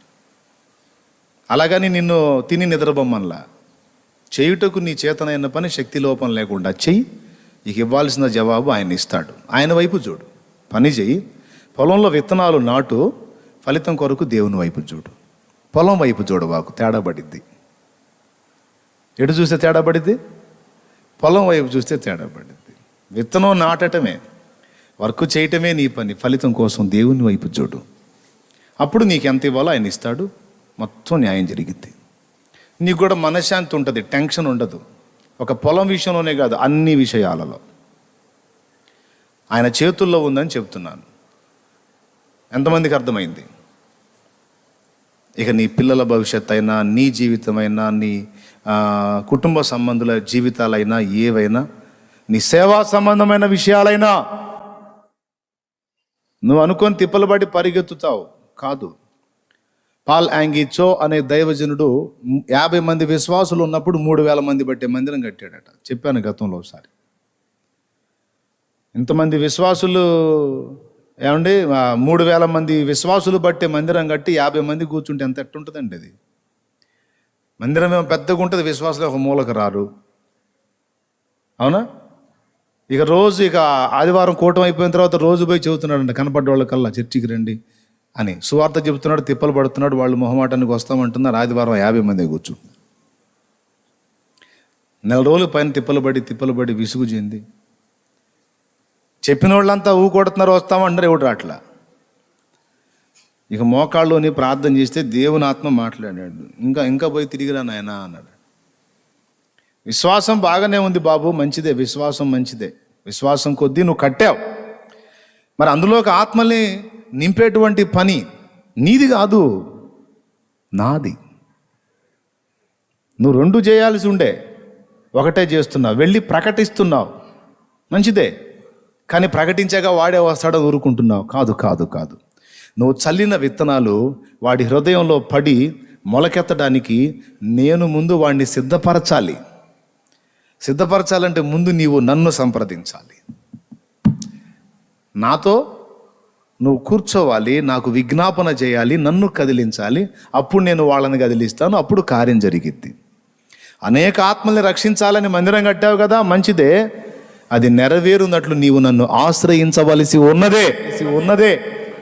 నువ్వు అది చేయనప్పుడు నువ్వు ఎంత ప్రయాసపడినా ఒట్టిదే.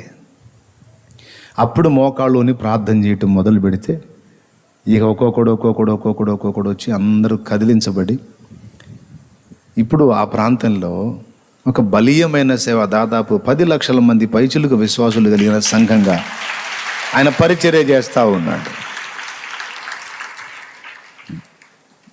ఆయనే దగ్గర 80 ఏళ్ళు వచ్చినాయి, పైన ఉంటాయి, 80 ఏళ్ళు పైన ఉంటాయి ఆయనకి. అంటే నేను కష్టపడి ప్రకటిస్తే పని అయిద్ది అనుకున్నాడు. విన్నోడు వింటున్నాడు, కొడుతున్నాడు, ఎవడటల్లా. చివరికి వచ్చి దేవుని పాదాలు పట్టుకున్న తర్వాత వ్యక్తుల్ని కదిలించడం మొదలు పెడితే ఈరోజు బలీయమైన పని ఆయన ద్వారా దేవుడు జరిగించాడు.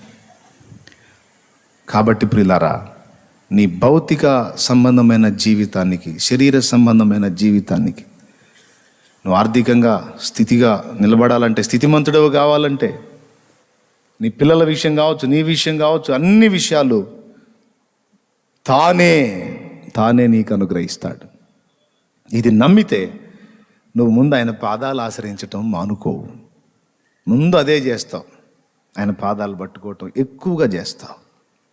అప్పుడు నీకు ఈ అన్నీ ఆయన చూసుకుంటాడు. ఇక దీన్ని పక్కన పెడదాం. పిల్లల విషయంలో నీకు చింత ఉందా? ఏం టెన్షన్ పడద్దు. మోకాళ్ళుని దేవుణ్ణి సంతించు, దేవుని పాదాలు పట్టుకొని ఏడు. మాట వెనుకొచ్చారు, ప్రభువా నేను నందంటే వాళ్ళు 10 అంటున్నారు ప్రభా, వాళ్ళు ఒక దారైంది, నాదొక దారైంది ప్రభా, ఇక నాకు మాట వినరు ప్రభా, నువ్వే కదిలించమని రోజు దేవుని పాదాలు పట్టుకో. ఖచ్చితంగా వాళ్ళని దేవుడు తిప్పుతాడు, తన వైపుకు తిప్పుకుంటాడు. నీ మొర్ర దేవుని చెంత నీ పిల్లల విషయమై ఉండేటట్టు జాగ్రత్త తీసుకో. దేవుడు కార్యాన్ని చూస్తావు. ఆన్ ది స్పాట్ చూడకపోయినా కొంచెం టైం పట్టినా తప్పకుండా జవాబు మాత్రం పొంది తీరుతావు. అడగాలి దేవుడిని. పిల్లల విషయమై, వాళ్ళ భవిష్యత్తు విషయమై దేవుని పాదాలు పట్టుకోవాలి.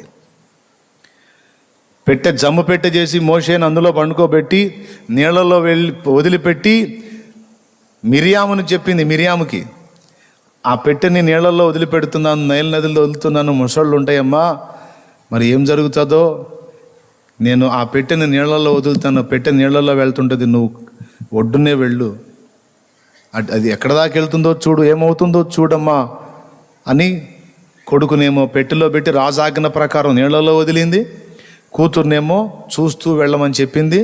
ఈ రెండూ చెప్పిన తల్లి ఏం చేసి ఉంటుందంటారు?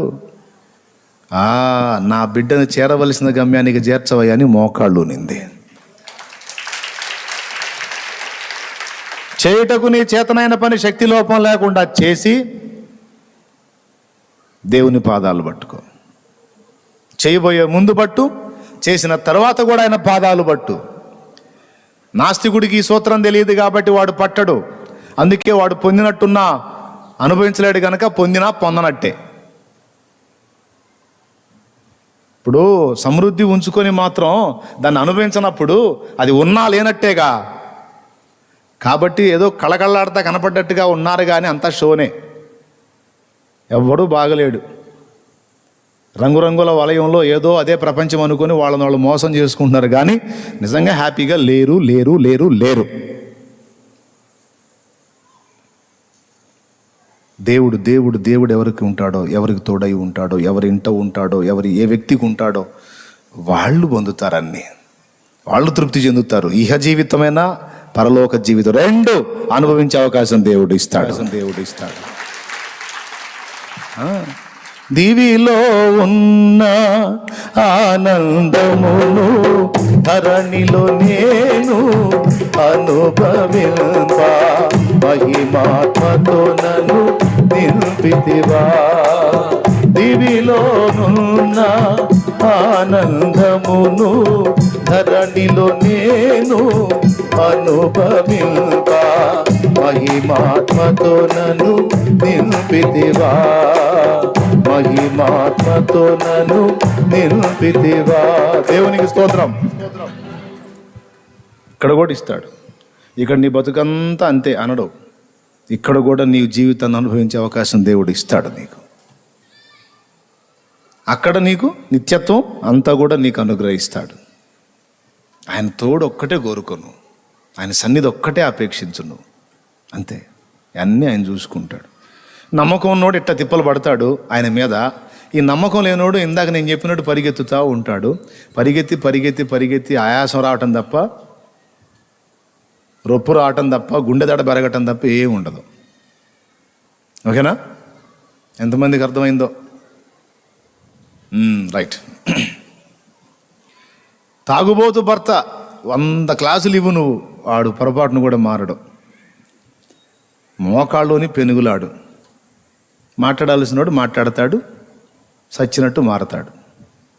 కొంతమంది వసంతం ఆడుతూ ఉంటారు. తాగుబోతనుకో, నువ్వు తాగితే నేను ఒప్పుకోను, నువ్వు తాగితే నేను ఊరుకోను అంటే ఈ క్లాస్ కోసమే కదా వాడు తాగి మరీ వచ్చేది, ఎదురు చూసేది దానికోసమే. ఇక నేను ఒప్పుకోను అనగానే ఏయ్ అని మొదలు పెడతాడు. ఇప్పుడు ఊరు మొత్తం వినాలి, వీడు తాగాడని జనంకి అర్థం కావాలా, లేకపోతే అంత డబ్బులు పెట్టింది వేస్ట్ అయింది. కాబట్టి ఇక చీదర గలీజ్ అయిపోతుంది అన్నమాట. ఎందుకు అతనితో వసంతం ఆటో అనవసరం, అది వేస్ట్ పని. Praise the Lord. అక్రమ సంబంధానికి అలవాటు పడ్డాడు భర్త, మొత్తుకుంటున్నావు, తిప్పలు పడుతున్నావు. తెలివి తక్కువ భార్య ఏం చేస్తుందో తెలుసా? ఈయన 2వ కుంపటి మొదలు పెట్టాడు అనగానే ఇక ముందు దాడి మొదలు పెట్టింది. దాడి మొదలు పెడితే ఏమేమో సైతాన్లాగా కనపడిద్ది. నెంబర్ 2 ఏమో దేవదూతలాగా కనపడింది. అర్థమైందా? నెంబర్ 1 ఏమో సైతాన్లాగా కనపడి, నెంబర్ 2 ఏమో దేవదూతలాగా కనపడి. ఇక వీడికి అటే పోవాలనిపిస్తుంటుంది. ఇక ఏమి ఏ పని చేసి వచ్చి కూడా ఏమంటుంది, ఎటు పోయి వచ్చినా ఇతను ఏమంటుంది, వెళ్ళొచ్చా, ఏమీ గుర్తు చేస్తుంటాడు, మర్చిపోయినా. అదొక పోడు. వీడేమో అక్కడ పోయి ఇట్లా చెప్తా ఉంటాడు, అసలు బతుకుని ఇట్లా అమ్మాయి నన్ను ఏడిపిస్తుంది, అసలు నా వల్ల కావట్లా, నేను అసలు వెళ్ళను అని. వీడంటే ఏమో మళ్ళీ అట్లా అండి, ఆమె ఎంతైనా ఫస్ట్ కదా, నా వల్ల ఒక మనిషికి అన్యాయం జరగకూడదు అంటే ఇంకా నీతిమంతురాల్లాగా అనమాట. అరే ఇంత మంచి మనసు, ఇంత గొప్ప హృదయం, అసలు నిన్న అమ్మాయి ఆ మాటలు అంటుంటే అసలు నాకు ఎట్లా ఉందో తెలుసా, నువ్వు ఇలా అంటున్నావా, ఆమెను వదలొద్దని నువ్వు అంటున్నావు, కానీ ఆ అమ్మాయి ఏమంటుందో తెలిసి నేను వదిలేమంటుంది, అక్కడే నా బాధ కలుగుతుంది. అవతల వాళ్ళు నన్ను ఏమనుకున్నా పర్వాలేదండి, మీరు మాత్రం నాకు అన్యాయం చేయకండి అంటే వీడికి ఇంకా ఆ మనిషి ప్లేస్లో మనిషి కనపడదు. అవునా? అప్పుడు గట్టిగా ఫిక్స్ అయిపోతాడు. అట్లా ఎన్నో కాపురాలు పోయినాయి.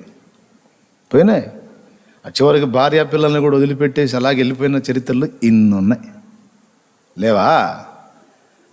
కానీ ఎన్ని చెప్పినా ఆడవాళ్ళు మానుకోరాయి.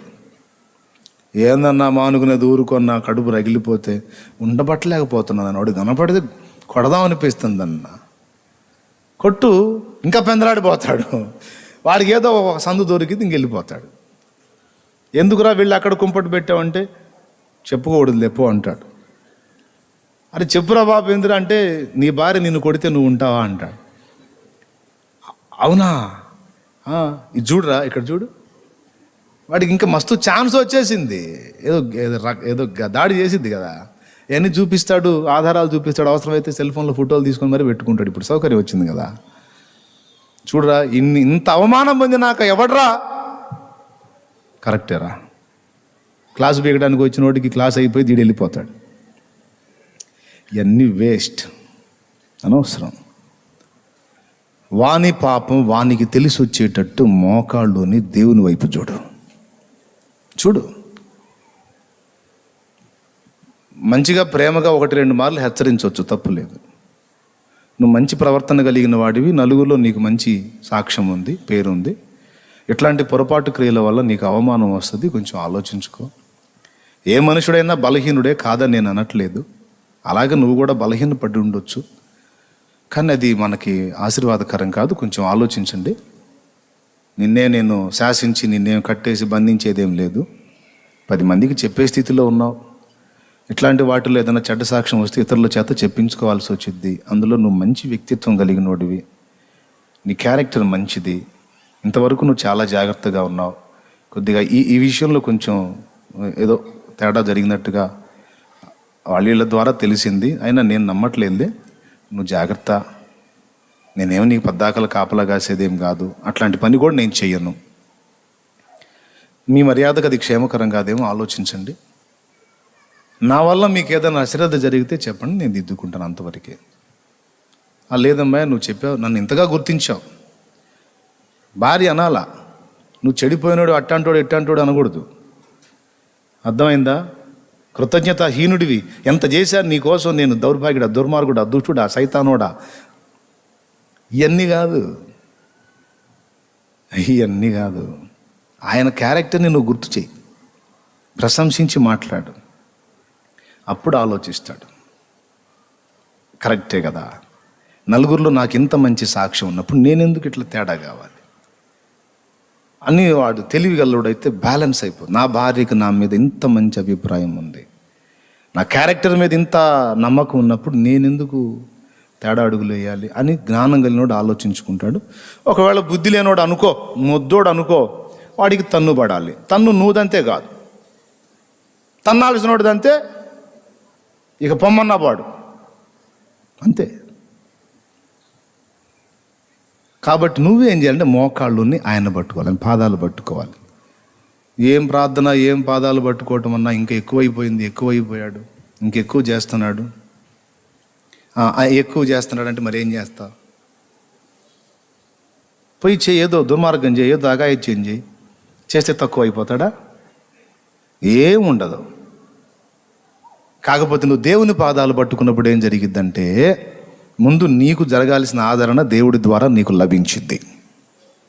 నీ గుండె వేదన పొందకుండా దేవుని ఒడిలో నువ్వు సేద తీరుతావు ఫస్ట్. ఇప్పుడు నువ్వు మోసపోయావు కదా, అతడే నీ ప్రపంచం అనుకున్నావు, నీ భర్తే నీ ప్రపంచం అనుకున్నావు, కొన్ని సంవత్సరాలు అతనితో కలిసి జీవించావు, ఈరోజు అతను వేరే మార్గంలోకి వెళ్ళాడనేది నీ గుండె గాయమైపోయింది. ఇక నేను నన్ను లోకంలో ఎవరు ప్రేమించినా ప్రేమించకపోయినా ఆయనే నా సర్వస్వం అనుకున్నాను, ఆయన హృదయంలో నాకు స్థానం ఉందనుకున్నాను. కాదు నాకు లేదు, మరొక వ్యక్తికి అక్కడ ఉంది అన్నప్పుడు ఇక నా ప్రేమ మోసపోయింది, ఇక నేను ఎందుకు బతకలను, ఒక ఇరిటేషన్ నీకు వస్తుంది, జీవితం మీద విరక్తి. అది రాకుండా ఆయన పాదాల దగ్గరికి వెళ్ళినప్పుడు ముందు నిన్ను ఆయన ఒడిలోకి తీసుకుంటాడు. నీ భర్త ప్రేమ స్థిరం కాదు, భార్య ప్రేమ స్థిరం కాదు, పిల్లలు స్థిరం కాదు, తల్లులు స్థిరం కాదమ్మా. నీకు నేనున్నాను తల్లి అని ఆయన దగ్గర తీసుకుంటాడు. అప్పుడు నీకు జరిగిన అన్యాయానికి చావాలి అనిపించదు. నాకు ముందు నుంచే ఏసై చెబుతున్నాడు ఎవడిని నమ్మొద్దని, ఇప్పుడు నిజమైంది, ఏడిచాడు, నేనున్నాను, ఈరోజు అల్లాడుతున్నాను, అయ్యో ఇంకొక మార్గానికి వెళ్ళాడు అని ఫీల్ అవుతున్నాను. నేను చచ్చినప్పుడు చేసేది అదేగా, నేను చచ్చిన తర్వాతైనా చేస్తాడుగా ఆ పని. కాబట్టి మనుషుల్ని మనం ఆధారపడకూడదు. నేను దేవుని మీద అనుకున్నాను, పర్వాలేదు, ఆయన చాలు, ఆయన నన్ను మోసం చేయడు, యేసయ్య నన్ను వంచన చేయడు, చాలు, నాకు యేసు ప్రేమ చాలు అని తృప్తి చెందుతావు. అది నీకు ఫస్ట్ ప్లస్ అవుతుంది. గందరగోళం అయిపోకుండా, సావు బతుకు అనకుండా, కూడు నీళ్లు మానుకొని ఇబ్బందులు పడకుండా ఆయన ఒడిలో సేద తీరుతావు. అందుకే ముందు ఆయన దగ్గరకు పరిగెత్తమని చెప్తున్నాను నేను. రెండవది, ఆయన చిత్తమైందనుకో, వాడు ఎగురుకుంటూ వెళ్తుంటాడుగా, అక్కడ జరిగించాల్సిన మర్యాద అక్కడ ఒక చూపు చూసాడంటే అయిపోయిద్ది, అక్కడ తన్నులు తిని వస్తాడు,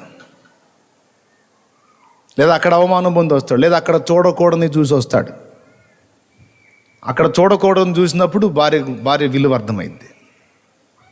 ఎంతన్నా నా భార్య నీతి గలది, ఆమె రత్నం, నేను ఇంత దుర్మార్గం చేసినా కూడా నా గురించి ఆమె వేరుగా స్టెప్ తీసుకోలేదు, వేరే రకంగా నాకు కనబడలేదు, అంత మంచిదాన్ని నేను వదిలిపెట్టుకుని వచ్చాను, నేను నీచుండని పోయి వెళ్ళి భార్య కాళ్ళు పట్టుకొని మారిన భర్తలు ఉన్నారు. అలా ప్రేమతత్వంతో దేవునికి ప్రార్థన చేసి ప్రార్థన ద్వారా గెలుచుకున్న భార్యలు ఎంతోమంది ఉన్నారు.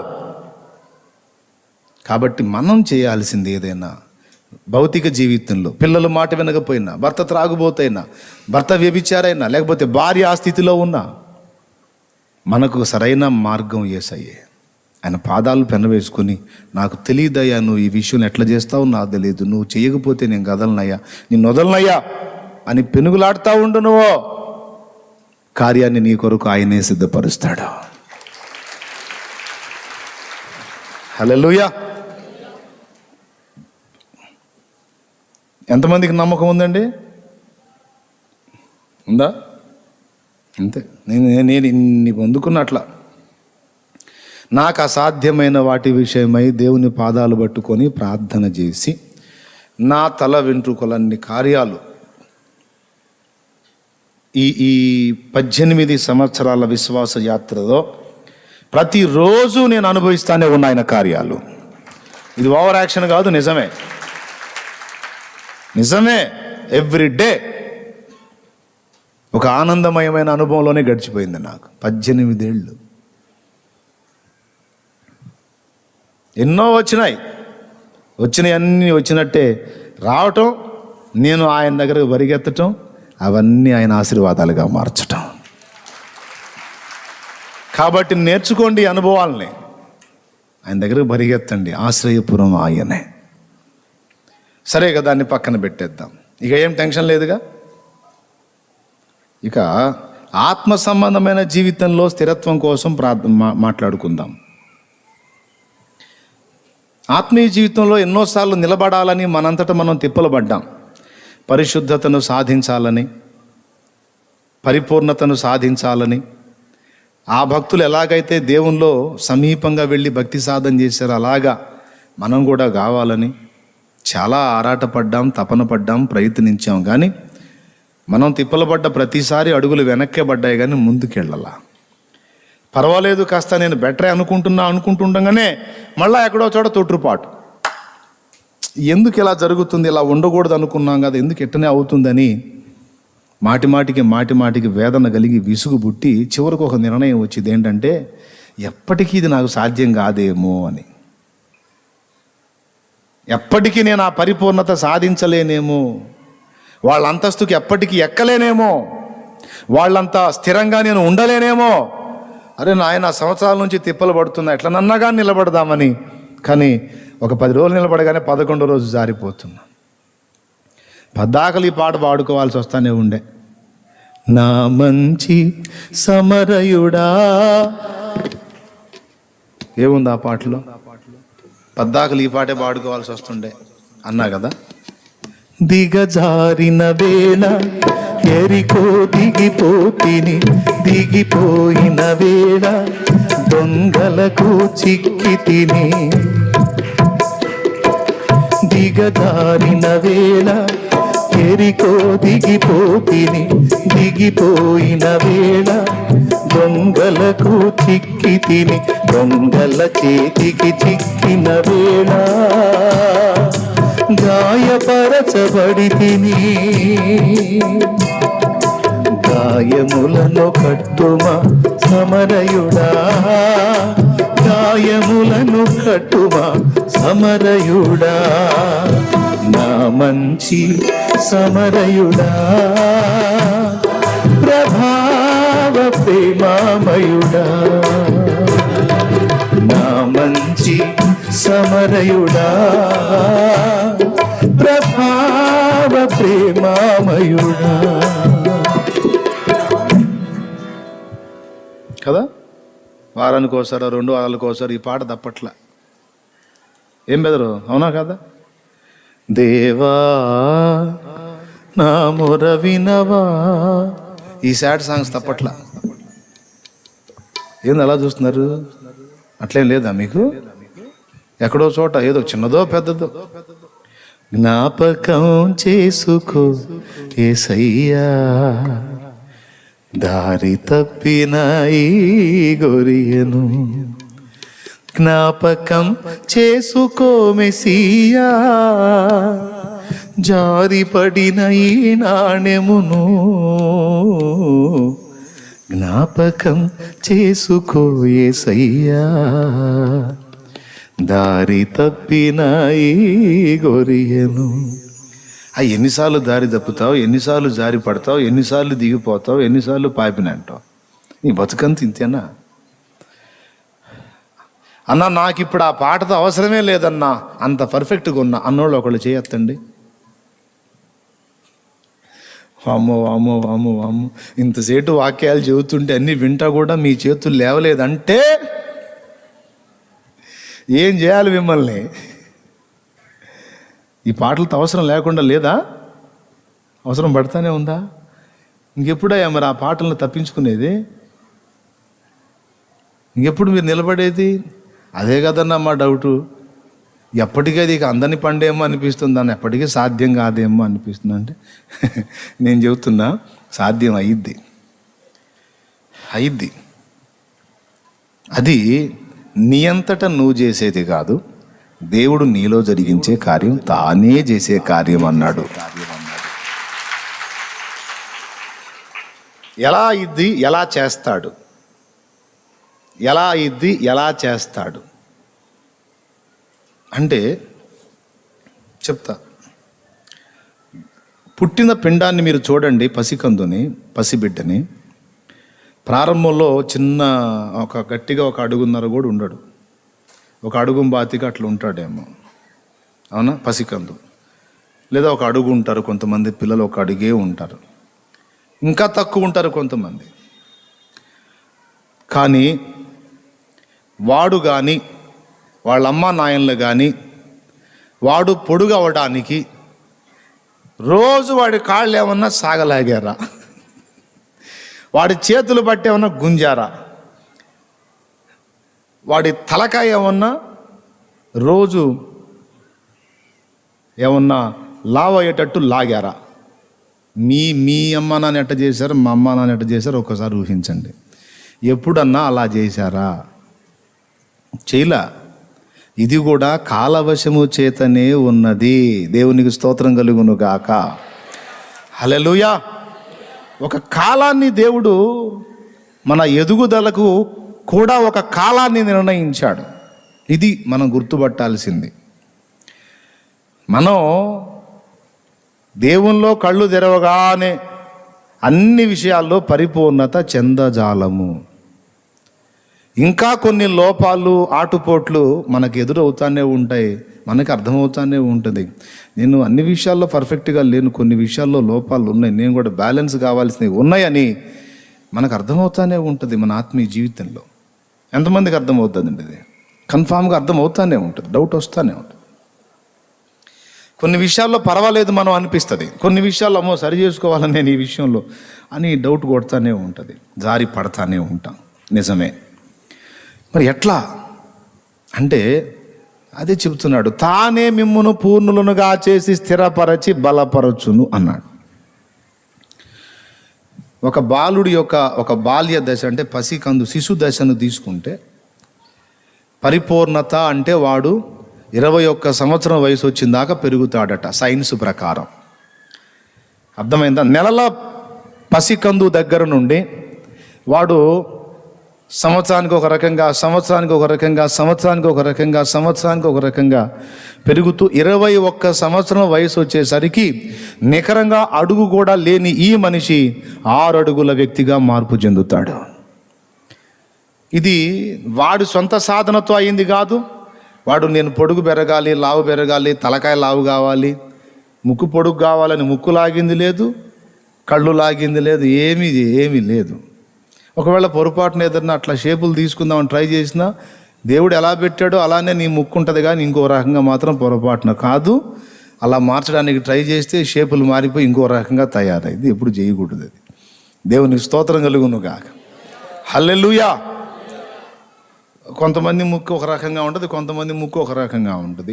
ఈ ముక్కు బాగా అనిపించిన వాళ్ళ ముక్కులు చూసి కొంతమంది అనుకుంటారు నా ముక్కు అట్టలేదే అనుకుంటారు. నాకు కూడా అలాంటి ముక్కు ఉంటే ఎంత బాగుండేది అంటే వెంటనే దేవుడు నీతో మాట్లాడతాడు, నాకు అస్సలు బాగుండదు అట్లా అంటాడు. అదేంది ప్రభా, ఆ ముక్కు చాలా అందంగా ఉంటే చాలా బాగుంటే అంటే ఏడిచాడు వాడి ముక్కు వాడి ముఖం. నీ విషయంలో నాకు అలా ఇష్టం లేదు, అందుకే నీ ముక్కు ఇలా పెట్టే అంటాడు ఆయన.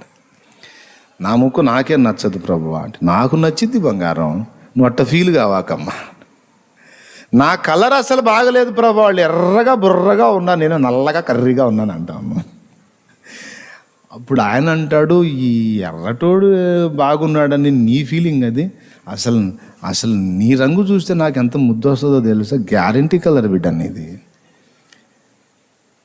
వాడికి దమ్ముంటే ఎండలోకి పోయి నిలబడమను, వాడి కలర్ చేంజ్ అయిపోయింది, వాడి కలర్లో నాణ్యత తగ్గిద్ది.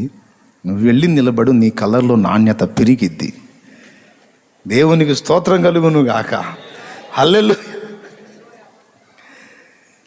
ఎందుకు ప్రభా నన్ను నల్లగా పుట్టించావు తండ్రి, అందరిని ఎర్రగా పుట్టించు, నన్ను ఎందుకు ప్రభా నల్లగా పుట్టించావు అంటే, సంఘ కన్యను పోల్చి చెప్పడానికి నల్లని పిల్లలు అవసరం అయ్యారు, అందుకని నిన్ను నల్ల పిల్లగా చేశాలే, నల్ల పిల్లవాడిగా చేశాలే, ఏం ఫీల్ కాకంటాడు ఆయన. లేదు ప్రభా నా ముఖం బాగలేదు ప్రభా అంటే, ఏడిచావు, నాకు చాలా బాగుంది, నాకు చాలా అందంగా ఉంటావు నువ్వు, నాకు సట్టి ముక్కు ప్రభా, పొడుగు ముక్కు లేదు ప్రభు అంటే, నాకు పొడుగు ముక్కు ఇష్టం లేదు, నీ విషయంలో నాకు నీ ముక్కు ఎలానే ఇష్టం అంటాడు ఆయన. మరి ఆయన అలా ఇష్టపడ్డాడు కాబట్టి అలా చేశాడు, కాదంటానికి నువ్వెవరు?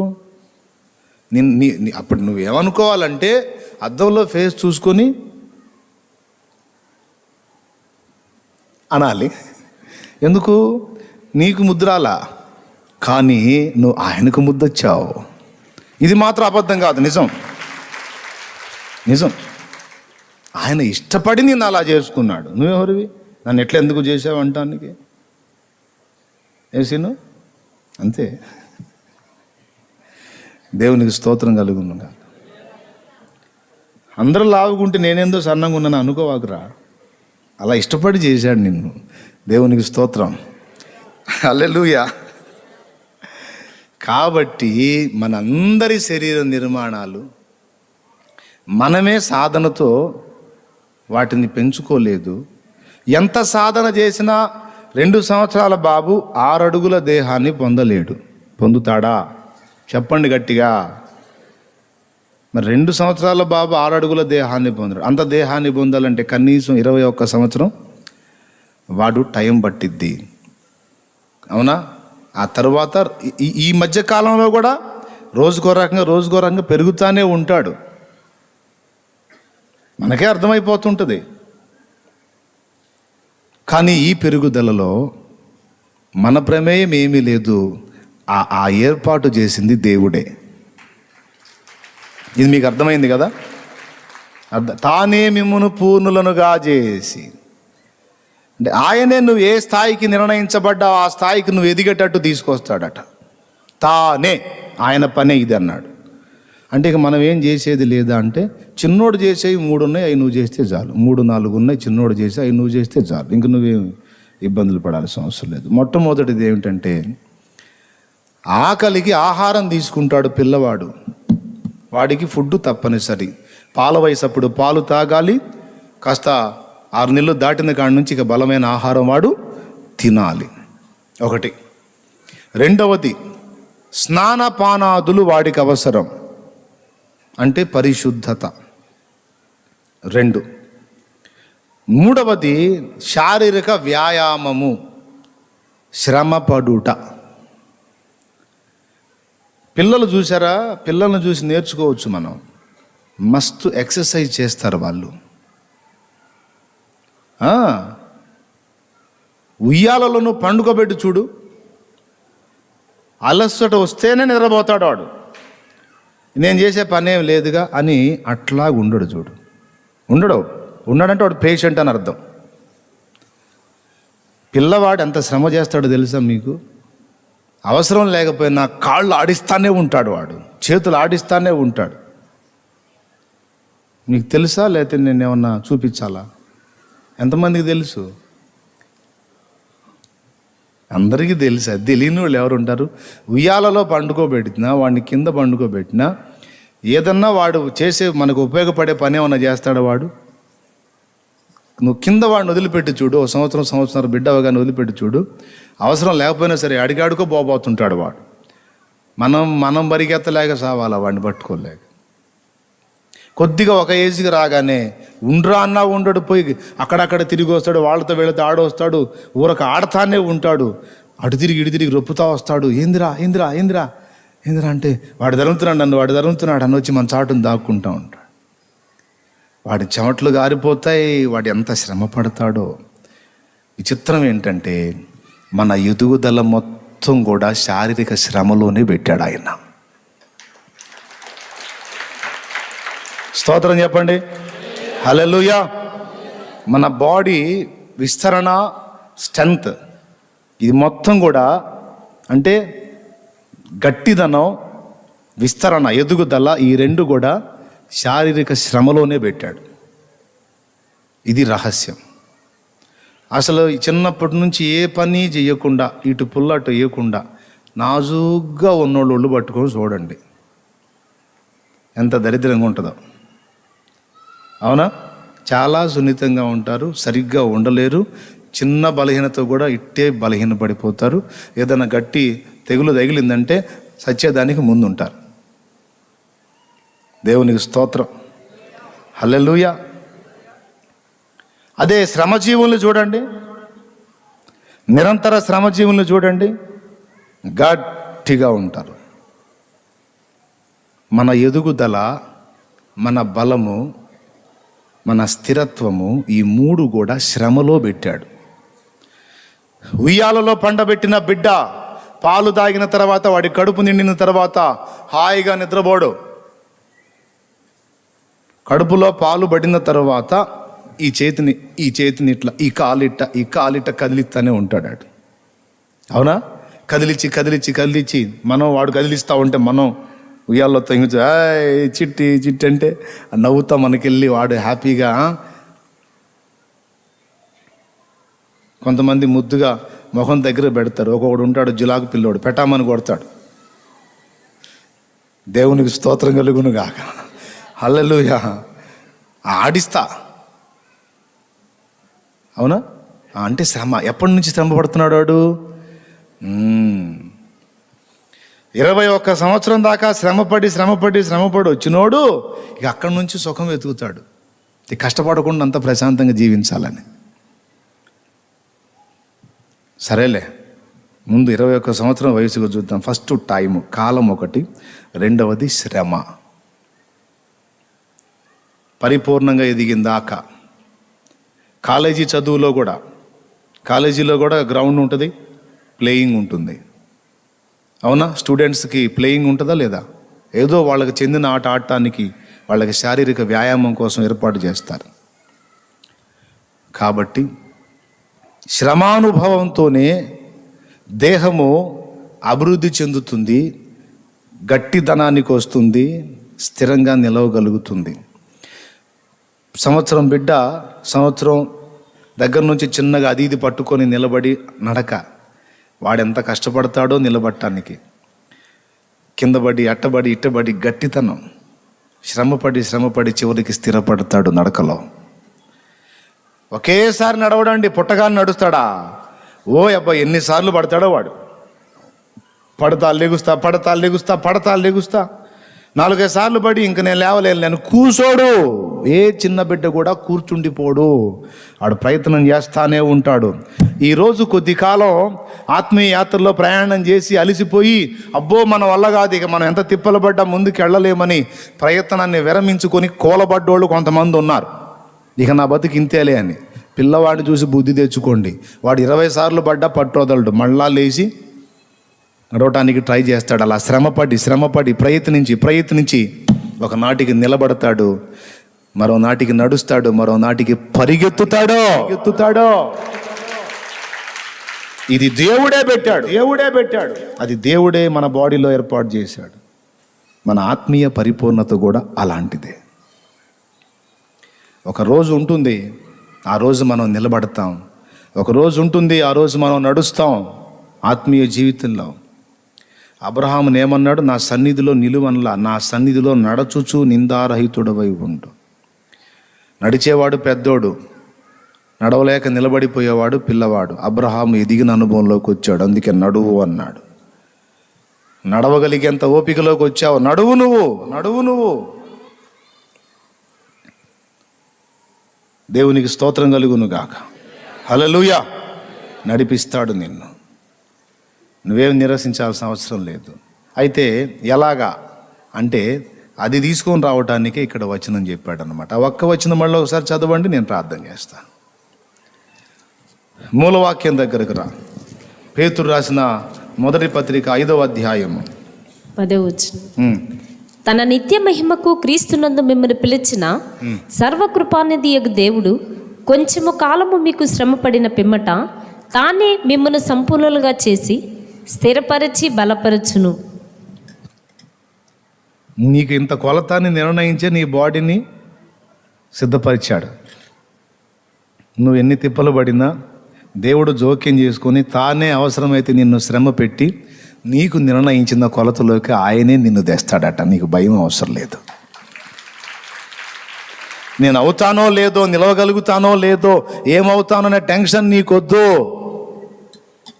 పిల్లవాడు తల్లిదండ్రులకు తన్ను తాను అప్పగించుకున్నట్టు పరలోక తండ్రికి నిన్ను నువ్వు అప్పగించుకో. ఆయన చెప్పిన కార్యాలు చెయ్యి. మొట్టమొదటిది ఆహార విషయంలో ఆత్మ స్థిరంగా ఉండటానికి, బలంగా ఉండటానికి ఆత్మీయ ఆహారమైనటువంటి వాక్యమును, పాలను, వాక్యమును, ఆహారమును ఆసక్తితో ప్రతిదినం అపేక్షించు. అది ఆ పక్క మాట.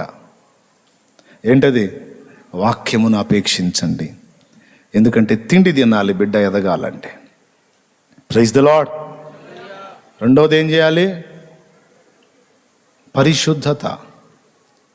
ఆ వాక్యంలోనే మనకు బలం చేకూర్చేది ఉంది. ఆ వాక్యమును ఉదకమే మనల్ని పరిశుద్ధపరుస్తుంది. ఏదన్నా లోపాలు, లోటుపాట్లుంటే ఇదిగో ఈ ప్రార్థనలో ఈ పక్క చూడు. ప్రార్థనా జీవితంలో ప్రతిరోజు దేవుని పాదాల దగ్గరికి వెళ్ళి పవిత్ర స్నానం పొందాలి. అర్థమైందా? మోకాళ్ళ మీదకి వెళ్ళిపోయి, దేవా నా చూపుల ద్వారా, తలంపుల ద్వారా, మాట ద్వారా, ఆలోచన ద్వారా, క్రియ ద్వారా, నడక ద్వారా, పడక ద్వారా ఏదన్నా నీకు అభ్యంతరకరమైంది కనిపిస్తే దయచేసి నన్ను నీ రక్తముతో కడుగు, శుద్ధీకరించు, నన్ను పవిత్రీకరించయ్యా ఎవ్రీ డే మనం అడగాలి. దీన్ని స్నానం అంటారు. మీకు తెలుసా, చిన్నపిల్లలకి రోజుకు 2 సార్లు స్నానం చేపిస్తారు. ఒకసారి 2 సార్లా? పొద్దున స్నానం చేపిస్తారు, సాయంత్రం కూడా స్నానం చేపిస్తారు. లేకపోతే వాడు నిద్రపోతాడా? చిరాకు. కానీ మనం స్నానం లేకుండా రోజులు గడిపేస్తాం. అంటే ఈ స్నానం కాదు, వాక్యమును ఉదక స్నానం, ప్రార్థనలో దేవుని ముందు ఒప్పుకొని దిద్దుకునేటువంటి పవిత్ర స్నానం. వాక్యం ద్వారా స్నానం ఉంటుంది, ప్రార్థనలో మనకి యేసు రక్తము ద్వారా స్నానం ఉంటుంది, ఆదివారం ప్రభు బల్ల దగ్గర ఒక స్నానం ఉంటుంది. ఇట్లా 3 విధాల మనకి ఎప్పటికప్పుడు శుద్ధీకరణ పెట్టి రెడీ చేసుకున్నాడు మనందరినీ. కొద్దో గొప్ప నువ్వు ఎదిగావంటే ఏ రోజుకి ఆ రోజు ఆ శుద్ధీకరణ పొందుతున్నావు కాబట్టి ఎదుగుతున్నావు. నువ్వు స్నానం చేయించకపోతే బిడ్డ అనారోగ్యానికి గురవుతాడు. ఆత్మీయ జీవితంలో కూడా స్నానం అనేది మనకు లేకపోతే మనం పాడైపోతాం, ఎదుగుదల ఆగిపోతుంది. అందుకే ఆత్మ బలం కోసం వాక్యమును, పాలను, ఆహారమును అపేక్షించాలి. రెండవది, ప్రార్థనలో ఎప్పటికప్పుడు శుద్ధీకరణ పొందాలి. దేవుని శక్తిని ఇమ్మని దేవుని వేడుకోవాలి. 2, మూడవది, దేవుడు మన ముందుంచినటువంటి బాధ్యతలు సరిగా నెరవేరుస్తూ దేవుడు మన జీవితంలోనికి రానిచ్చినటువంటి శ్రమలను సంతోషంగా స్వాగతించి వాటిని బట్టి దేవుని మహిమపరుస్తూ ఈ శ్రమలన్నిటి వెనకనే నా ఎదుగుదల దాగి ఉందని గుర్తుపట్టి దేవుని మహిమపరచాలి.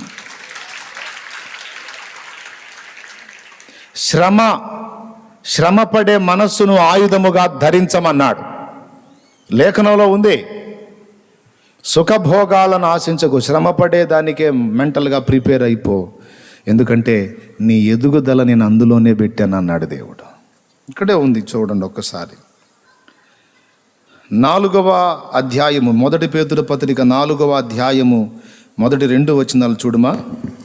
క్రీస్తు శరీరమందు శ్రమపడిన గనుక, ఈ మాట బాగా మీరు గుర్తుపెట్టుకోవాలి, అండర్లైన్ చేసుకోవాలి. ఇక ముగిస్తున్నా.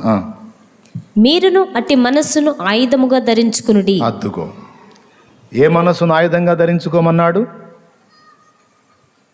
శ్రమపడే మనస్సు. చదువు. శరీర విషయంలో శ్రమపడిన వాడు శరీరమందు జీవించు మిగిలిన కాలము ఇక మీదట మనుషాశలను అనుసరించి నడుచుకొనక దేవుని ఇష్టానుసారముగానే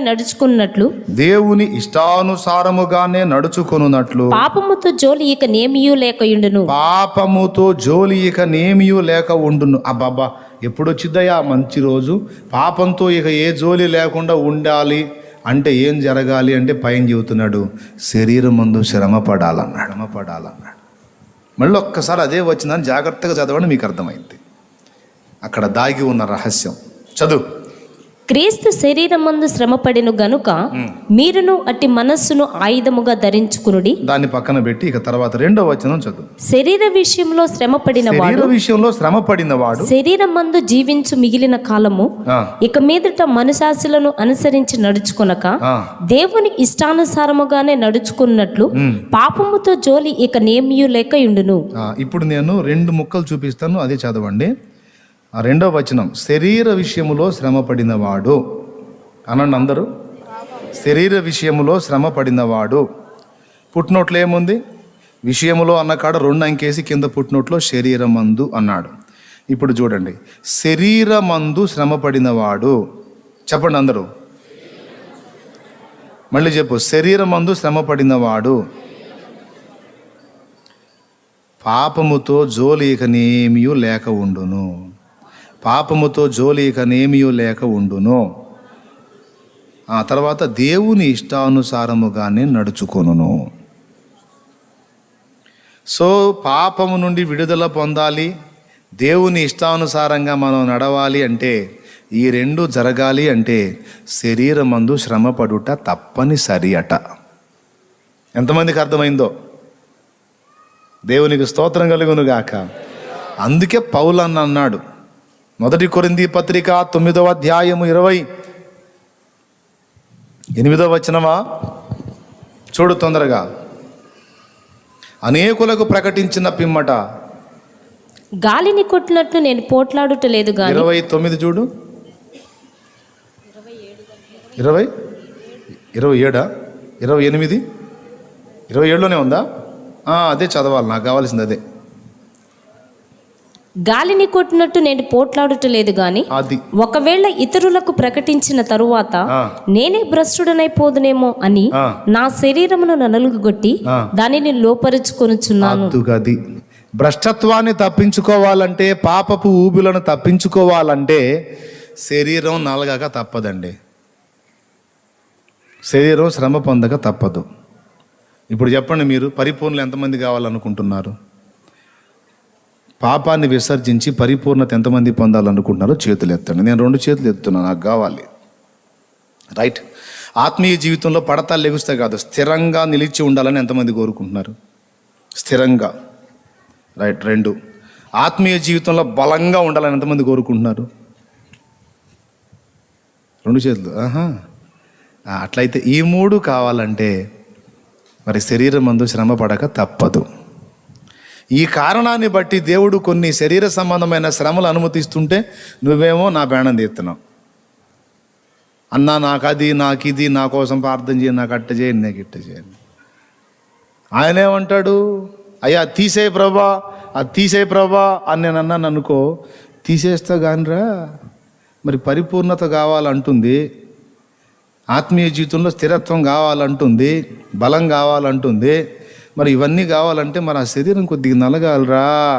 అది సుఖంగా ఉంటే మాట వినదురా, దానికి పైత్యం పెంచురా. నువ్వేమో ఆమె నీ దగ్గర రాగానే ప్రభువా తీసేదాన్ని అంటున్నావు. తీసేస్తే ఆ మనిషికి మామూలు ప్రశాంతతలోకి వస్తే ఇక మాట వినదురా. అతన్ని బాగు చేయ అంటున్నావు, మరి బాగు చేస్తే ఆ శరీరం సుఖపడితే మాట వినదురా. శ్రమ పడితేనే అతడు ఆశించిన పరిపూర్ణత లభిస్తుంది నాయన. మరి ఏం చేయమంటావని నన్ను అడుగుతాడు. నేనేం చెప్పాలి దేవుడికి? ఇది ఒరిజినల్ సత్యం. దేవునికి స్తోత్రం కలుగును గాక. హల్లెలూయా. ఒకవేళ నీ మనస్సు నలిగి నీవు కంట్రోల్లోకి వచ్చావు అని ఆయనకు అనిపిస్తే తీసేస్తాడు ఆయనే.